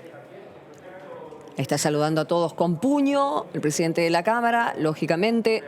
Tomará, lo vemos al diputado Heller también, presidente de la Comisión Presupuesto, ha tenido un gran trabajo esa comisión el año pasado, en plena pandemia, cuando, bueno, todos aprendíamos a ver cómo se trabajaba. Cada uno de los gremios es saludado por Sergio Massa y lógicamente de lo que surja de esta reunión se verá después en las boletas, en los recibos de sueldo de cada uno de los trabajadores en blanco, y destacó esto porque lógicamente hay una gran deuda, inmensa deuda para ordenar el trabajo en este país. Si se logra algún beneficio por el lado de ganancias, puede ser que no se exija tanto porcentaje en tema sueldo, entonces exacto, es por eso que todo se produce al mismo tiempo. Exactamente, mientras lógicamente va saludando a uno por uno. Y ahí está el diputado Heller también, para escuchar las demandas, los reclamos, que como bien decía Laura, tiene que ver con que ciertas cuestiones muy ligadas al trabajo que incluso tiene que ver con derechos adquiridos hace muchos años, no tributen en esta pelea que tienen los gremios de este país con este impuesto desde hace mucho tiempo. Este es el momento entonces, y hasta histórico te diría, porque en este momento esto va a cambiar, va a haber una ley que respalde ese tipo de situación para los gremios. Pero como decíamos, bueno, hay una deuda pendiente y ahí se va a profundizar para los que sean monotributistas, autónomos y demás. Por ahora es trabajo registrado, trabajo en blanco y en este caso trabajadores que gran parte de su sueldo va a estos gremios, ¿no? Y que esperan que ya no se les descuente ganancias. Dejamos entonces con la presencia del presidente de la Cámara de Diputados de la Nación, el doctor Sergio Massa. Bueno, en primer lugar, muy buenas tardes. Bienvenidos al Congreso. La verdad es que para nosotros es un gusto enorme recibir a los trabajadores en su casa. Esta, en definitiva, es la casa del pueblo argentino y obviamente ustedes como representantes de los trabajadores son una parte importante de nuestra sociedad, así que desde ya bienvenidos. Quiero agradecerle además a la presidenta de la Comisión de Trabajo, a Vanessa Siley, al presidente de la Comisión de Presupuesto, Carlos Heller, y a los diputados Daniela Vilar y Walter Correa, que nos acompañan porque son parte del grupo de diputados que lidera, no solamente desde el punto de vista político, sino desde el punto de vista de la información y desde el punto de vista del trabajo en la comisión, todos los acuerdos. De alguna manera van tomando los pedidos y van coordinando con el resto de los bloques a los efectos de que esta iniciativa, que pretendemos que se transforme lo más pronto posible en ley, tenga el mayor éxito posible en el trabajo parlamentario. Así que agradecerle a ellos que de alguna manera son la voz en el día a día de los trabajadores en el trabajo del Parlamento para lograr rápida y exitosamente la sanción de la ley. Quiero agradecerle también al compañero Héctor Daer y al compañero Carlos Acuña, que de alguna manera impulsaron y llevaron adelante la convocatoria de esta reunión, entendiendo que estamos frente a la búsqueda de solución de un problema enorme para la gran mayoría de los trabajadores argentinos, o para una enorme mayoría de los trabajadores argentinos. Me gustaría perderme en 2 o 3 números para que entendamos la dimensión del problema que tenemos que resolver. En enero del 2016, para que no parezca que uno plantea esto en términos de partidización política, sino en términos de periodos fiscales, en enero del 2016 en la Argentina pagaban el impuesto a las ganancias el 11,6% de los trabajadores formales de la Argentina. Y en enero del 2021, producto de un profundo retroceso y una enorme voracidad fiscal, a pesar de la supuesta teoría de que los trabajadores no iban a pagar ganancias de algún gobierno, lo real, lo concreto, es que el 25,5% de los trabajadores formales pagan el impuesto a las ganancias. Me gustaría contarles que con esta iniciativa, que a partir de un trabajo coordinado con el Ministerio de Economía, con la Administración Federal de Ingresos Públicos y sobre todo con la profunda decisión política del presidente Alberto Fernández, pudimos llevar adelante o poner en discusión o habilitar, digamos, su tratamiento en el Parlamento. Nos va a permitir que menos del 10% de los trabajadores argentinos paguen el impuesto a las ganancias a partir del momento de la sanción de la ley. Y entendemos que desde la tablita de Machinea hasta acá es el avance más importante que van a vivir y van a sentir en términos de recuperación de ingresos, de alivio fiscal, de profundo alivio fiscal, los trabajadores argentinos. Y tiene que ver con una convicción, que es que la Argentina necesita recuperar ingresos porque es la mejor forma de volver a poner en marcha la economía argentina, que es la mejor forma de que ese alivio fiscal se transforme en mejora de funcionamiento en el mercado interno, se transforme en consumo, se transforme en mejor calidad de vida para los trabajadores, y sin duda que 1.267.000 trabajadores y jubilados dejen de pagar el impuesto a las ganancias, más de 1.090.000 trabajadores, casi 200.000 jubilados, es el número que contempla esta iniciativa. Para nosotros obviamente es una satisfacción y es la tranquilidad de ver que el Estado hace un esfuerzo fiscal para recuperar ingresos de los trabajadores y de los jubilados, entendiendo que además la clase media argentina es uno de los motores de la economía argentina, que los trabajadores formales y los jubilados de ingreso medio son parte de esa clase media argentina, y que para que la Argentina recupere poder de compra, mercado interno y movilidad social ascendente es fundamental que tengamos la capacidad de recuperar el ingreso de nuestros trabajadores.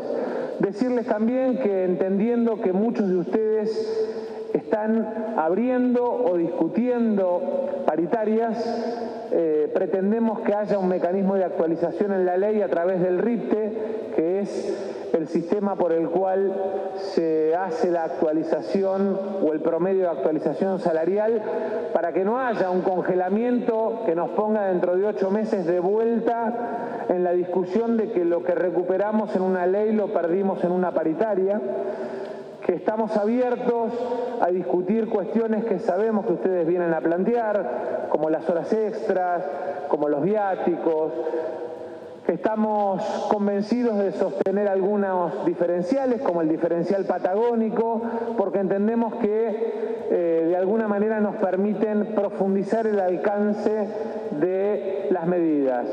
Muchas de las medidas que ustedes están planteando, los diputados que representan al movimiento obrero y que son un gran número en el bloque del Frente de Todos, ya las han planteado. Hay muchas otras que sabemos que hacen a las actividades particulares de cada uno, porque tienen realidades distintas. Queremos tomarlas, receptarlas. No nos creemos los dueños de la verdad. Entendemos que impulsamos una iniciativa con la convicción de saber que tenemos que recuperar el ingreso medio de los trabajadores, pero que cada uno de ustedes tiene algunas particularidades que tenemos que tomar en cuenta y pretendemos tomarlas en cuenta, escucharlas y sobre todas las cosas que sientan que son parte en una decisión que es trascendente para la gran mayoría de los trabajadores argentinos. Por otro lado, desde la semana que viene va a estar funcionando desde el punto de vista informativo el plenario de comisiones de presupuesto y trabajo.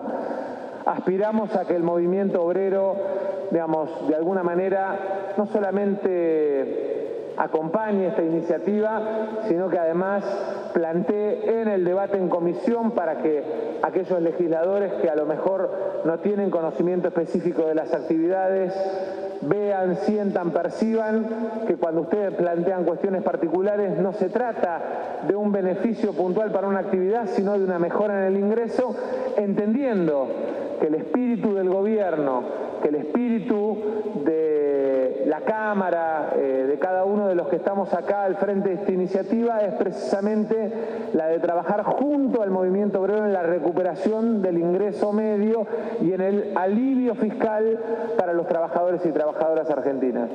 Así que les quiero agradecer, Carlos, Héctor, obviamente reitero mi bienvenida a este congreso para cada uno de ustedes, la alegría de saber que nos juntamos para ver cómo le mejoramos el salario a los trabajadores y la convicción de que en el debate franco, en la charla honesta, aquellas cosas que a lo mejor por desconocimiento de alguna actividad en particular no pudimos tener en cuenta a la hora de escribir, de fundamentar el proyecto, las podemos incorporar del diálogo franco y sincero entre nosotros. Así que bienvenidos, no sé, Héctor, si querés hacer uso de la palabra. Muy bien. La reunión es privada, así como distintas cuestiones que se manejan en el Estado. Luego, por supuesto, habrá un resumen y, por supuesto, la prensa que corresponde al organismo, a Cámara Baja y a cada uno de los sindicatos. Para aquellos que estén interesados en su propio sindicato, tendrán un resumen de lo que pasa en esta reunión, que pinta para larga, nos dijeron. Chicas, ¿qué creen con esta introducción? Una convocatoria, unos 25 representantes, están todos.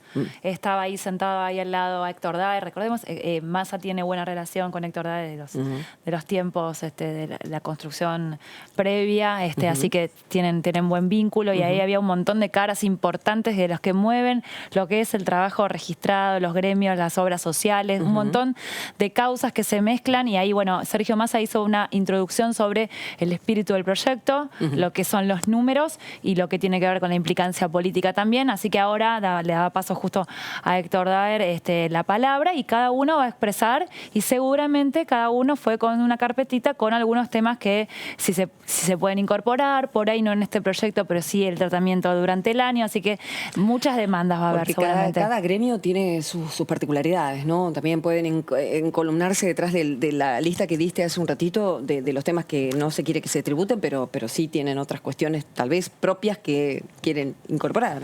Sí, sin duda. Acá, digamos, lo interesante va a ser saber qué alcance va a tener finalmente la exhibición del impuesto a las ganancias, ¿no? Porque lo que se está trabajando, y lo dijo Sergio Massa recién, él está abierto a instrumentar cambios en la iniciativa. Bien. Entonces, está dispuesto a escuchar, a incorporar al movimiento obrero en el planteo de sus propuestas, así que sin duda que vamos a ver cambios. Ahora, ¿qué alcance van a tener esos cambios? Eso todavía no sabemos, bien, porque es, como decía Dani recién, el proyecto está en plena elaboración, digamos. Si bien se presentó, digamos, recién lo vamos a conocer en su forma final cuando llegue ya a la discusión en el recinto, tal vez previamente en las comisiones, que dicho sea de paso, Massa anticipó que ya la semana que viene arranca ya las reuniones informativas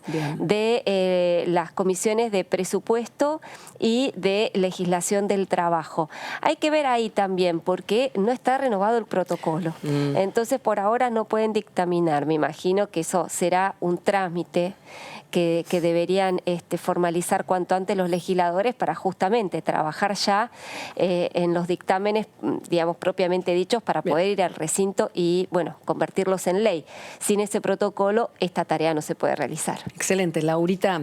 Y como este canal del que nos enorgullecemos mucho porque es un servicio absoluto que brindamos a la sociedad y la federalidad es total. Por lo tanto, un pedacito de Río Negro está acá, con la diputada Madsen. Como diputada, bienvenida. Muchas gracias y la verdad felicitaciones por los espacios que nos dan a los diputados del interior. Muchas veces nos cuesta estar en Buenos Aires y tener el espacio, así que pero justamente la tecnología ha sido propicia, no solamente en pandemia para tantas cosas.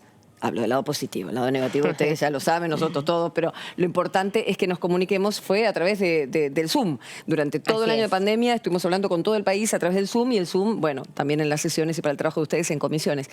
Arranco con este tema, este proyecto de ganancias. Diputado, usted tenía un proyecto de ganancias. Yo presenté un proyecto que tiene que ver con un fallo de la Corte del 2012, donde ya se hablaba de doble imposición, cobrarle ganancias a los jubilados y pensionados. Claro. Así que nuestro proyecto elimina totalmente el cobro de ganancias, digamos, a los jubilados y pensionados, que es una deuda pendiente. En realidad, el impuesto a las ganancias creo que es una deuda pendiente, quitarlo, una deuda pendiente de la democracia, del sistema. Y creo que tiene que ver con algo que quizás hemos hablado en alguna otra entrevista, que es la Argentina necesita una reforma tributaria integral que contemple todas estas cuestiones. Yo estoy de acuerdo con la quita del impuesto a las ganancias, el proyecto planteado por el oficialismo, obviamente con reparos. Primero, devolverle la progresividad que tiene que tener un impuesto. Creo que poner un tope 150.000 pesos así a secas, el que gana 149.000 o 150.500, ya hay una desigualdad bastante abrupta entre uno y otro, y creo que lo primero que tenemos que trabajar es en considerar cuáles son las cualidades que tiene que tener un impuesto. Así es que, bueno, me parece que va a ser rico el debate en comisión, sobre todo escuchando que el presidente de la Cámara, quien ha impulsado esto, ya tiene predisposición, ¿no? Con respecto a ese proyecto que habías presentado, ¿lo van a tomar, crees, en este momento para ir por jubilados y pensionados? Ojalá. Ojalá, la verdad que... ¿Vas a hacer el intento de que vamos a intentar, se ya que se da la discusión?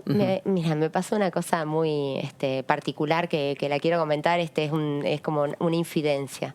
Cuando hicimos el proyecto, algún diputado me dijo que se lo compartí para que me acompañe. Me dice, pero eso no está en la ley. Y claro, tiene tantos parches. La ley de impuesto a las ganancias, que si no tenés un texto ordenado te perdés de alguna de las modificaciones. Claro. Por eso me parece que lo que deberíamos hacer es trabajar en un proyecto que tenga que ver con este impuesto, pero, como digo, dentro del marco de una reforma integral tributaria, que es la materia pendiente. Ahora estamos viendo que están los trabajadores, las organizaciones sindicales, pero ¿cuánto falta para poder trabajar realmente en algo que sea integrador? cuando en nuestro país no solamente tenemos una informalidad bastante importante, un porcentaje de los trabajadores enorme, en negro. Diría yo, la mitad de la gente. Es así, es más del 50% diría, está en negro, con lo cual la representación, estamos hablando de una representación de la mitad de la población en esa mesa que está en este momento trabajando, ¿no? Exactamente. Claro. Sí, chicas. No, el tema del diferencial patagónico, usted proviniendo de la zona patagónica, si nos pudiera explicar, digamos, por qué, cuál es el problema que hay si el proyecto de Sergio Massa o el que termine siendo aprobado no lo incorporase. Bueno, nosotros presentamos una nota con el diputado Mena y la diputada Reyes al presidente de la comisión, porque al poner un número tan fijo, digamos, sin ser un porcentual de nada, se olvida de los porcentuales que ya tenemos en la Patagonia y nos reduce un 22%, digamos, el actual 40% que tenemos como diferenciación patagónica. ¿Por qué? Porque pone una suma estanca. Entonces, al perder progresividad el cálculo del impuesto, obviamente se pierde también progresividad en los porcentuales que hoy nos diferencian. Va por ahí, nos tuvimos una respuesta de parte del presidente de la Comisión de Presupuesto, donde, bueno, nos decía que eso iba a estar solucionado, pero en concreto no nos daba la fórmula de solución. Por lo tanto, reiteramos nuestra nota diciendo que si no se hace algo así como está el proyecto, realmente no lo contempla. Igual eso es más que tiene que ver, no es solo de los diputados opositores de la Patagonia, me imagino que los oficialistas también reparan en lo mismo, porque... Es así, es un término bien objetivo, lo que hemos planteado, digamos, no tiene que ver con una condición política ni de ser oposición, sino que realmente demostramos en la carta que le mandamos al presidente de la comisión cómo se devalúa, digamos, y que sigue perdiendo poder adquisitivo y que realmente la Patagonia es más caro. Bien. Es más caro vivir, es más caro alquilar, comer, todo es más caro, inclusive los servicios que producimos en la propia Patagonia. Entonces, para hacer un acto de justicia necesitamos seguir teniendo esa diferenciación. Me pasó ya cuando era oficialismo, si se quiere, y que se planteó este tema también, y me tocó estar ahí luchándola, porque realmente, digamos, en la Patagonia la salud pública no es gratis, por decir, ¿no? Yo digo esto porque una persona que quiera atenderse con complejidad de un hospital no puede, digamos, el que vive en Maquinchao no tiene el mismo derecho que el que vive en General Roca, por decir dos localidades de mi provincia. El de Maquinchao tiene que viajar 450 kilómetros a General Roca para atenderse. Eso ya le implica gasto en combustible, gasto en alojamiento, comer afuera, dejar la familia. Entonces deja de ser gratis el servicio de salud, por ejemplo. Así en todo, porque tenemos distancias importantes. Mi hogar está en Aye, en una localidad del Alto Valle. Pero, digamos, para movilizarme al mar tengo 500 kilómetros, a Bariloche 500 kilómetros y a la línea sur 500 kilómetros. Nosotros en una distancia importante no tenemos pueblos. Claro. Entonces, todo es mucho más Mire usted, lo que sería su oposición, el oficialismo le da lo que cuando eran gobierno no pudieron. Bueno, la luchamos y tuvieron que ceder igual, tuvieron que ceder en aquel momento. Digamos, logramos vencer porque nos unimos los patagónicos. Claro. Y lo logramos. Y ahí no hay color político. No hay color político. Cuando uno pelea por la provincia, a mí me pasa. Yo cuando armo un proyecto que me parece que tiene incidencia directa en la provincia, trato de involucrar al resto de los diputados. No me va muy bien siempre, porque todavía estamos en la famosa grieta que no nos permite salir. A mí me encantaría trabajar para cerrar la grieta. Pero a eso iba con la cuestión, porque te iba a preguntar acerca del discurso del presidente. La diputada Martínez, diputada oficialista, cuando le pregunté hoy, previo a escucharlo al diputado Burjaile, también opositor, este es nuestro juego maravilloso que tenemos uno y otro en el mismo tema en el momento, entonces uno puede hacerle la repregunta según lo que contesta la otra parte. Había hablado de que el presidente tenía que pararse frente a una oposición que ponía bolsas negras, que hablaba de infectadura, pero no me entra en la cabeza que no es la misma oposición que está mencionando la diputada ahora. No. Hay dos oposiciones, se manifiesta distinto frente a los medios que en el Congreso. ¿Cómo es eso? Bueno, primero que creo que fue un discurso totalmente de la grieta. Creo que acentuó en todo momento la grieta, salvo cuando habló de los proyectos que nos van a enviar al Congreso, que fue un momento, digo, de construcción. Esperaba un discurso después de un año de pandemia, cuarentena, de tanto cierre de comercios, de tanta caída del empleo, de la inflación. Esperaba un discurso de un presidente que sea conciliador con lo que vivía la gente. Me parece que después de lo que hemos vivido también con las vacunas VIP y despedir un ministro, venimos de turbulencia, creo que el presidente debe convocar en algún momento a la oposición y generar un canal de diálogo y no solamente estar respondiendo a los grupos extremos de la oposición. Porque hay un oficialismo. ¿Cómo les cae a usted? Por ejemplo, han venido muchos diputados muy templados y no tan notorios, tal vez, en las redes. ¿Cómo cae a ustedes en su trabajo diario que aparezcan las voces así tan fuertes y altisonantes? El oficialismo que niega todo lo que pasa no le sirve a nadie. Y el extremo opositor, que también niega a lo bueno que puede pasar, tampoco le sirve a nadie. Digamos, cuando empecemos a construir por el camino del centro, digamos, ¿no? Donde podamos unir y tratar de hacer la crítica donde va. O sea, en las vacunas VIP es repudiable. Realmente me parece que fue un quiebre importante, gobierno-sociedad. ¿Hay arrepentimiento del oficialismo con esto? Yo no noté eso ayer. Eso pensaba que el presidente casi le pedía disculpas públicamente al ministro despedido. Y eso me parece que el presidente, es más, yo lo pedí públicamente. Todo el ministerio debió haber cambiado. Necesitamos volver a la transparencia, a la credibilidad, por más que el resto pague las consecuencias de algo que no hizo. Es parte de una decisión. El directorio que está abajo, hay distintos niveles de responsabilidad. Entonces creo que tenían que haber hecho un recambio completo, porque ¿sabes qué, Karin?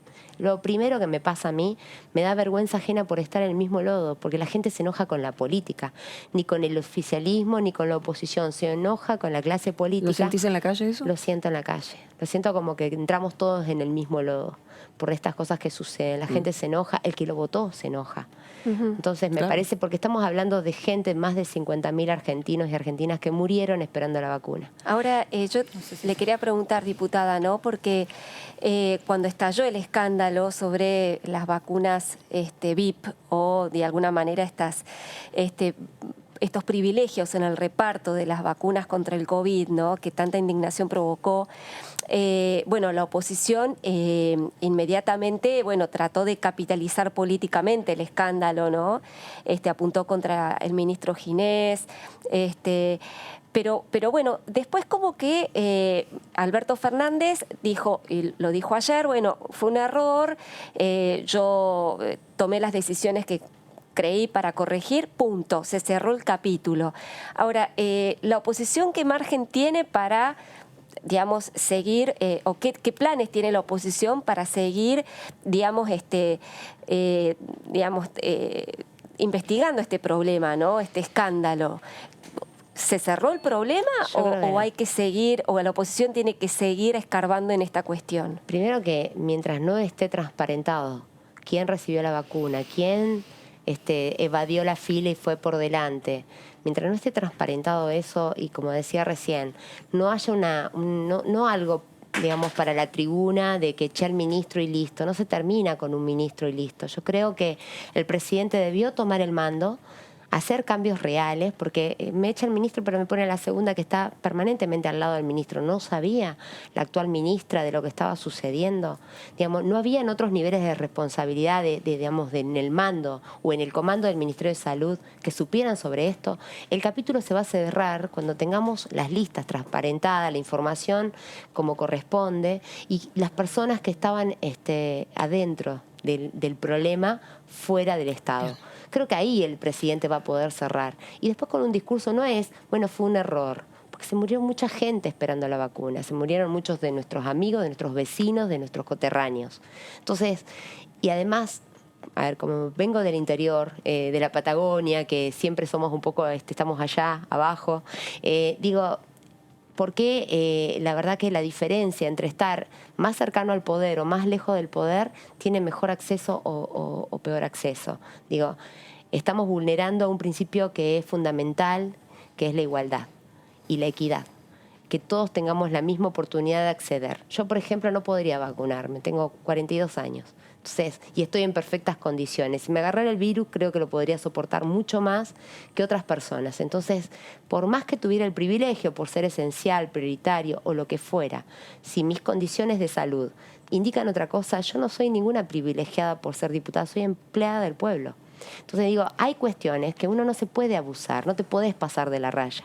Y más en tiempo de descrédito de la política. Con más razón. Debemos dar el ejemplo. Deberíamos ser la clase política los últimos. Entiendo algunas situaciones particulares, digamos, hay diputados, senadores, personal que trabaja en la administración pública que tiene edad o condiciones de salud que ameritan estar vacunados. Bueno, eso es una excepción aceptable, pero no es para cualquiera. Acá hemos hablado de gente, o sea, yo no me voy a oponer a que, por ejemplo, uno de los casos que estuvo sobre el tapete, Estela de Carlotto, una persona mayor, está en las condiciones para vacunarse. Tampoco hay que irse al extremo de no tiene autoridad moral, como dijo la jefa del PRO. No tiene autoridad moral. No comparto, digamos, que metamos en la bolsa a todo. Pero el radicalismo, cuando escucha eso, ¿qué pasa dentro de ese chat? Salimos a poner nuestra postura. ¿Van a diferenciarse legislativamente? Ahora viene la selección. Este es un año muy particular, Es diputada. Un año muy particular y además vengo de varias reuniones en el día de hoy donde digo, ojalá que la gente realmente exija que en este año electoral no le robemos un año a la gestión. Yo tengo que seguir cumpliendo mi rol de diputada, asistir a las comisiones que me corresponden, tiene que funcionar el Congreso, los diputados tenemos que trabajar en proyectos, porque normalmente en estos años es cuando se le roba el año a la gente, ¿no? El año electoral, tenés que estar más en el territorio. Yo en mi caso pongo en juego mi banca. Estoy trabajando. ¿Aspirás a la reelección? Estoy trabajando para la reelección. Yo digo, por una vez, un periodo más, creo que es lo razonable para concretar algunos proyectos que me quitan el sueño. ¿Cuál es? Uno. Imprescriptibilidad del abuso sexual infantil. Es creo que el proyecto con el que quisiera irme a la casa. Y dejarle el espacio a otro, digamos, empezar a trabajar en serio en lo que profesamos cuando decimos renovación política, cuando decimos fortalecimiento institucional.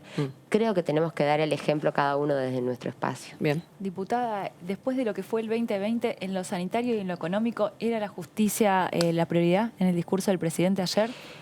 No en el término de lo que nos marcó el presidente. Realmente la justicia necesita en sus prácticas modificar. Hablamos del abuso sexual, de los femicidios. Hay mucho por hacer en el marco de los protocolos judiciales. Pero cuando el presidente el año pasado nos planteó la discusión de la reforma judicial, estábamos hablando de construcción de cargos, de espacios. Y no es lo que el ciudadano de a pie está pidiendo. Una reforma judicial que la que necesitamos es una de la práctica, de la que necesita el ciudadano cuando va a golpear la puerta de la justicia, necesita tener la respuesta. Y la reforma que están planteando no va por ahí. Y después hablamos casi de un tribunal de inquisición en relación a los jueces, cómo trabajan, si es opositor el juez o es aliado al gobierno. Me parece que es un mal mensaje. Un mal mensaje para el federalismo, para la República principalmente, decir que vamos a castigar a los jueces que nos tiran en contra, ¿no? Me parece que esa especie de tribunal de inquisición, lo que dijo Parrilli, me parece totalmente desacertado. Seguimos en lo que te decía antes. Un discurso que exacerba la grieta y quizás esos extremos del oficialismo, como fue Parrilli, cuando hay un Consejo de la Magistratura, cuando hay un jurado de enjuiciamiento que están con esas atribuciones desde la Constitución Nacional, ¿por qué vamos a hacer desde la política un tribunal de inquisición? Me parece totalmente desacertado. Ahora, da la impresión de que, uno de los argumentos que dice el oficialismo es que da la impresión de que la oposición de Juntos por el Cambio, cuando se le habla de reforma de la justicia, digamos, como que se le habla de un tema tabú, que no quieren tocar la institución judicial y que ustedes no llevan ninguna propuesta de modificar, digamos, problemas que intrínsecamente tiene el Poder Judicial y que ustedes reconocen que existe, pero que no hay propuestas de la oposición, que se quedan con el rechazo, que se quedan con el no. Digamos, no se toca, el Poder Judicial no se toca. ¿Esto es así? No. ¿Ustedes tienen proyectos para mejorar el servicio del Poder Judicial? Bueno, de hecho se han presentado muchos proyectos para mejorar. Lo que creo es que perdimos un año de oportunidades en cuanto a lo que tenemos que discutir. Yo decía antes, el sistema tributario y también la justicia, pero la justicia no desde el marco de generar y hacer más cargos y agrandar la estructura de la justicia, sino de buscar una justicia que sea efectiva, que sea rápida, que sea dinámica y que sobre todo cuide a la víctima, porque actualmente lo que tenemos muchas veces es una revictimización de parte de la justicia en cualquiera de los casos que vivimos. Y siempre esta teoría de que obviamente el sistema garantista, realmente yo creo que hay que buscar una cosa más moderada porque nos hemos ido al extremo, ¿no? Sí hay proyectos presentados de varios diputados, del diputado Petri, el diputado Mestre,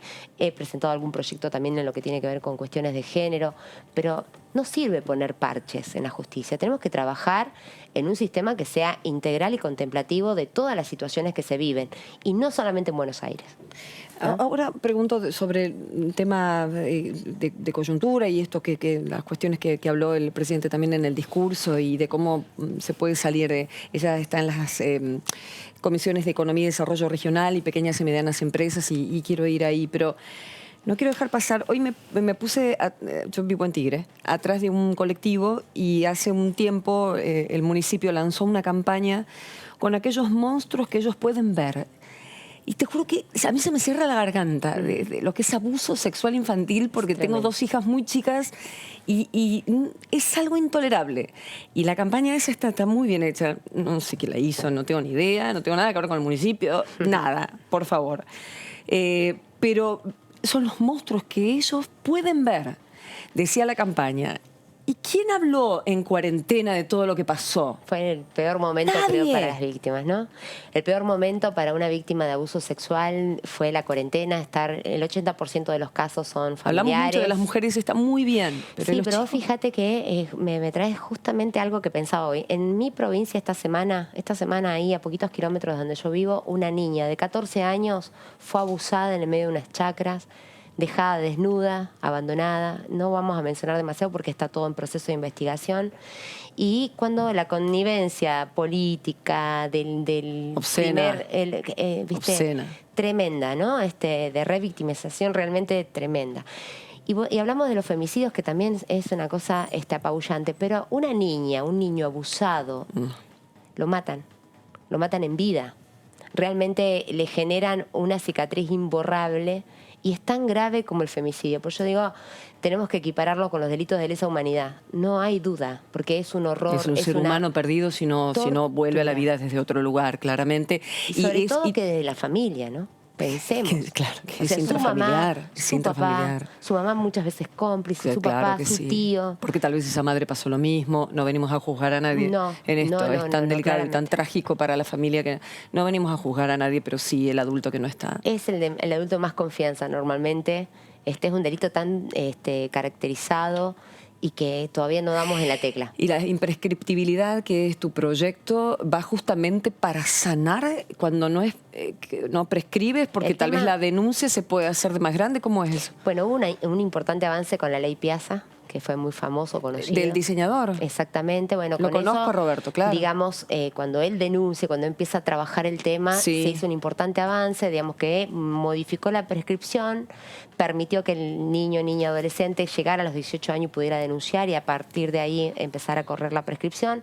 Otro avance importante, hubo una ley que lo modificó y después también en el año 2018 se declaró de orden público. O sea, es importante decir esto porque antes era de instancia privada, o sea, tenía que denunciar el tutor, que muchas veces era quien violentaba, el involucrado, y si no lo hacía el tutor, quien hiciera la denuncia después tenía que ratificarla a su padre o tutor, padre, madre o tutor, o sea que estábamos en una situación complicada por las características del delito.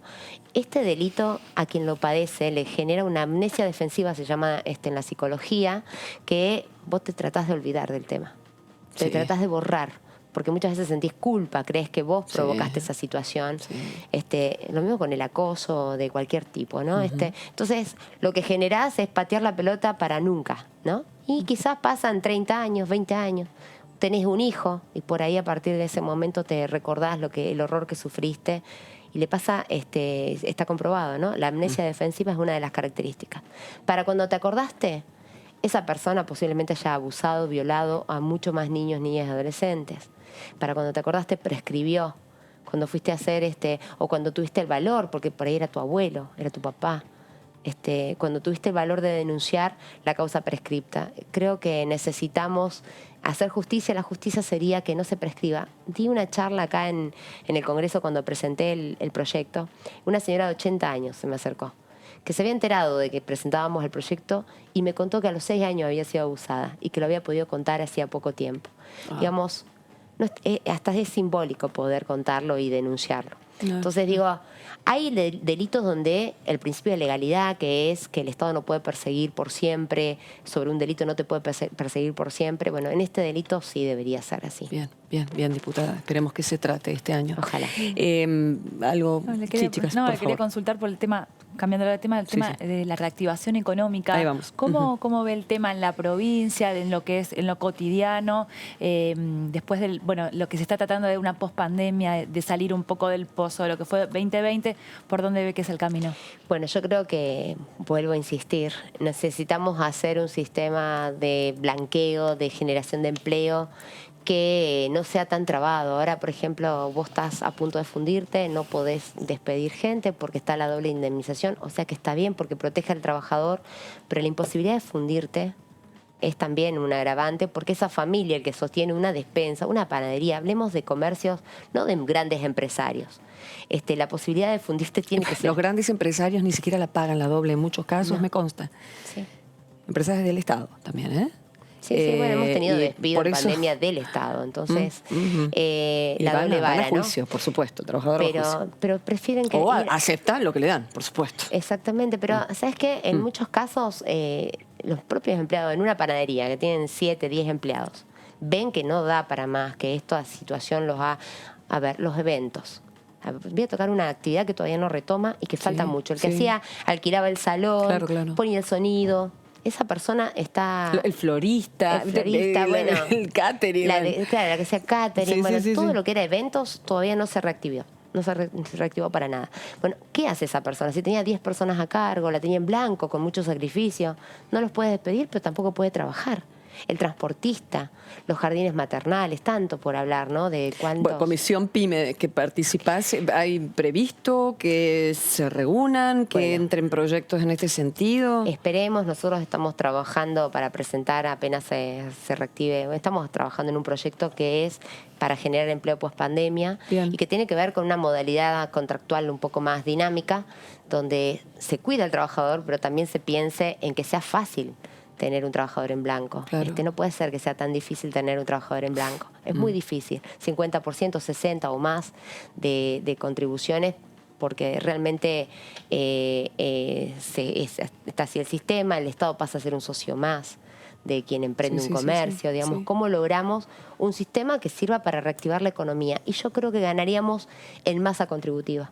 Porque de esta manera cada vez es más chico y cuando hacemos impuestazo, como está pasando en Río Negro, que se dio un gran impuestazo, aumento excesivo, 100% o más de patentes, de el impuesto de ingresos brutos, impuesto inmobiliario, un gran impuestazo en Río Negro, ¿para quiénes? Para los que están en blanco. O sea, seguimos castigando al que, digamos, le hacemos más flaca la vaca. Entonces necesitamos generar algo que realmente el Estado esté en empatía con el que quiere invertir, generar empleo, pensando en el trabajador, por supuesto, pero hay que generar condiciones para que esto se dé. Y me parece que eso tenemos que trabajar acá en el Congreso, en la Comisión de PYME va a ser muy importante esto. En economías regionales podríamos decir que es un año que estamos transitando, por lo menos en mi provincia, estamos en plena cosecha de la pera y la manzana, en este momento más manzana. ¿Ahí sí bajaron los impuestos? Bueno, ahí bajaron los impuestos con esto de la baja de las retenciones. Creo que fue un gran anuncio que celebramos y que necesitamos ir en ese camino, generar el contexto para la reactivación. En una temporada que vamos a tocar, vamos a rogar y a rezar un poco también para que ayude la naturaleza, viene bien. Así que puede ser que tengamos un mejor invierno, porque allá cuando anda bien la fruticultura andamos todos mejor. Claro. Y ni que hablar de las energías renovables bueno, que sustentan, tenemos mucho por hacer. Pero pasa que el hidrocarburo pesa fuerte. Pero bueno, en Río Negro... Pero hay viento. En Río Negro tenemos están ahí. de sobra viento. Realmente el Estado, ojalá tuviéramos un Estado que piense en esto, en el desarrollo a través de esto, ¿no? Del cuidado del medio ambiente, energías renovables. Por lo pronto, sumando la última ley de ciencia. Bueno, eso es muy bueno, estoy muy contenta con eso. El proyecto que aprobamos creo que ha sido una de mis sesiones más festejadas. Bien. Lamenté algunos discursos también que abundan en la grieta, pero lo importante, nosotros hemos presentado un proyecto con el diputado Ricardo. Bariloche es un polo científico-tecnológico con el INVAP, claro. El Instituto Balseiro, con Integnus, y tenemos mucho para decir en ciencia y tecnología. Bien. Así que, bueno, tener un presupuesto previsible, sustentable, una gran noticia. Diputada Lorena Madsen, muchas gracias. Muy amable, muchísimas gracias a ustedes. Es presentarlos y ver, ¿hay grieta? ¿No hay grieta? ¿Hay voluntad de trabajo? Eso sí, claro que sí, esperamos y confiamos en que todos las tengan, pero nos gusta ir a los temas concretos, ¿no? Y de eso se trata, ir a los temas concretos, por eso acá buscamos siempre eso. Señores, ya está mi compañero, tiene calor, ¿no? Mi compañero Eduardo Cerellini, para que el aire hace un rato, pedí, ya te lo prendemos. Gracias, señores, hasta la próxima.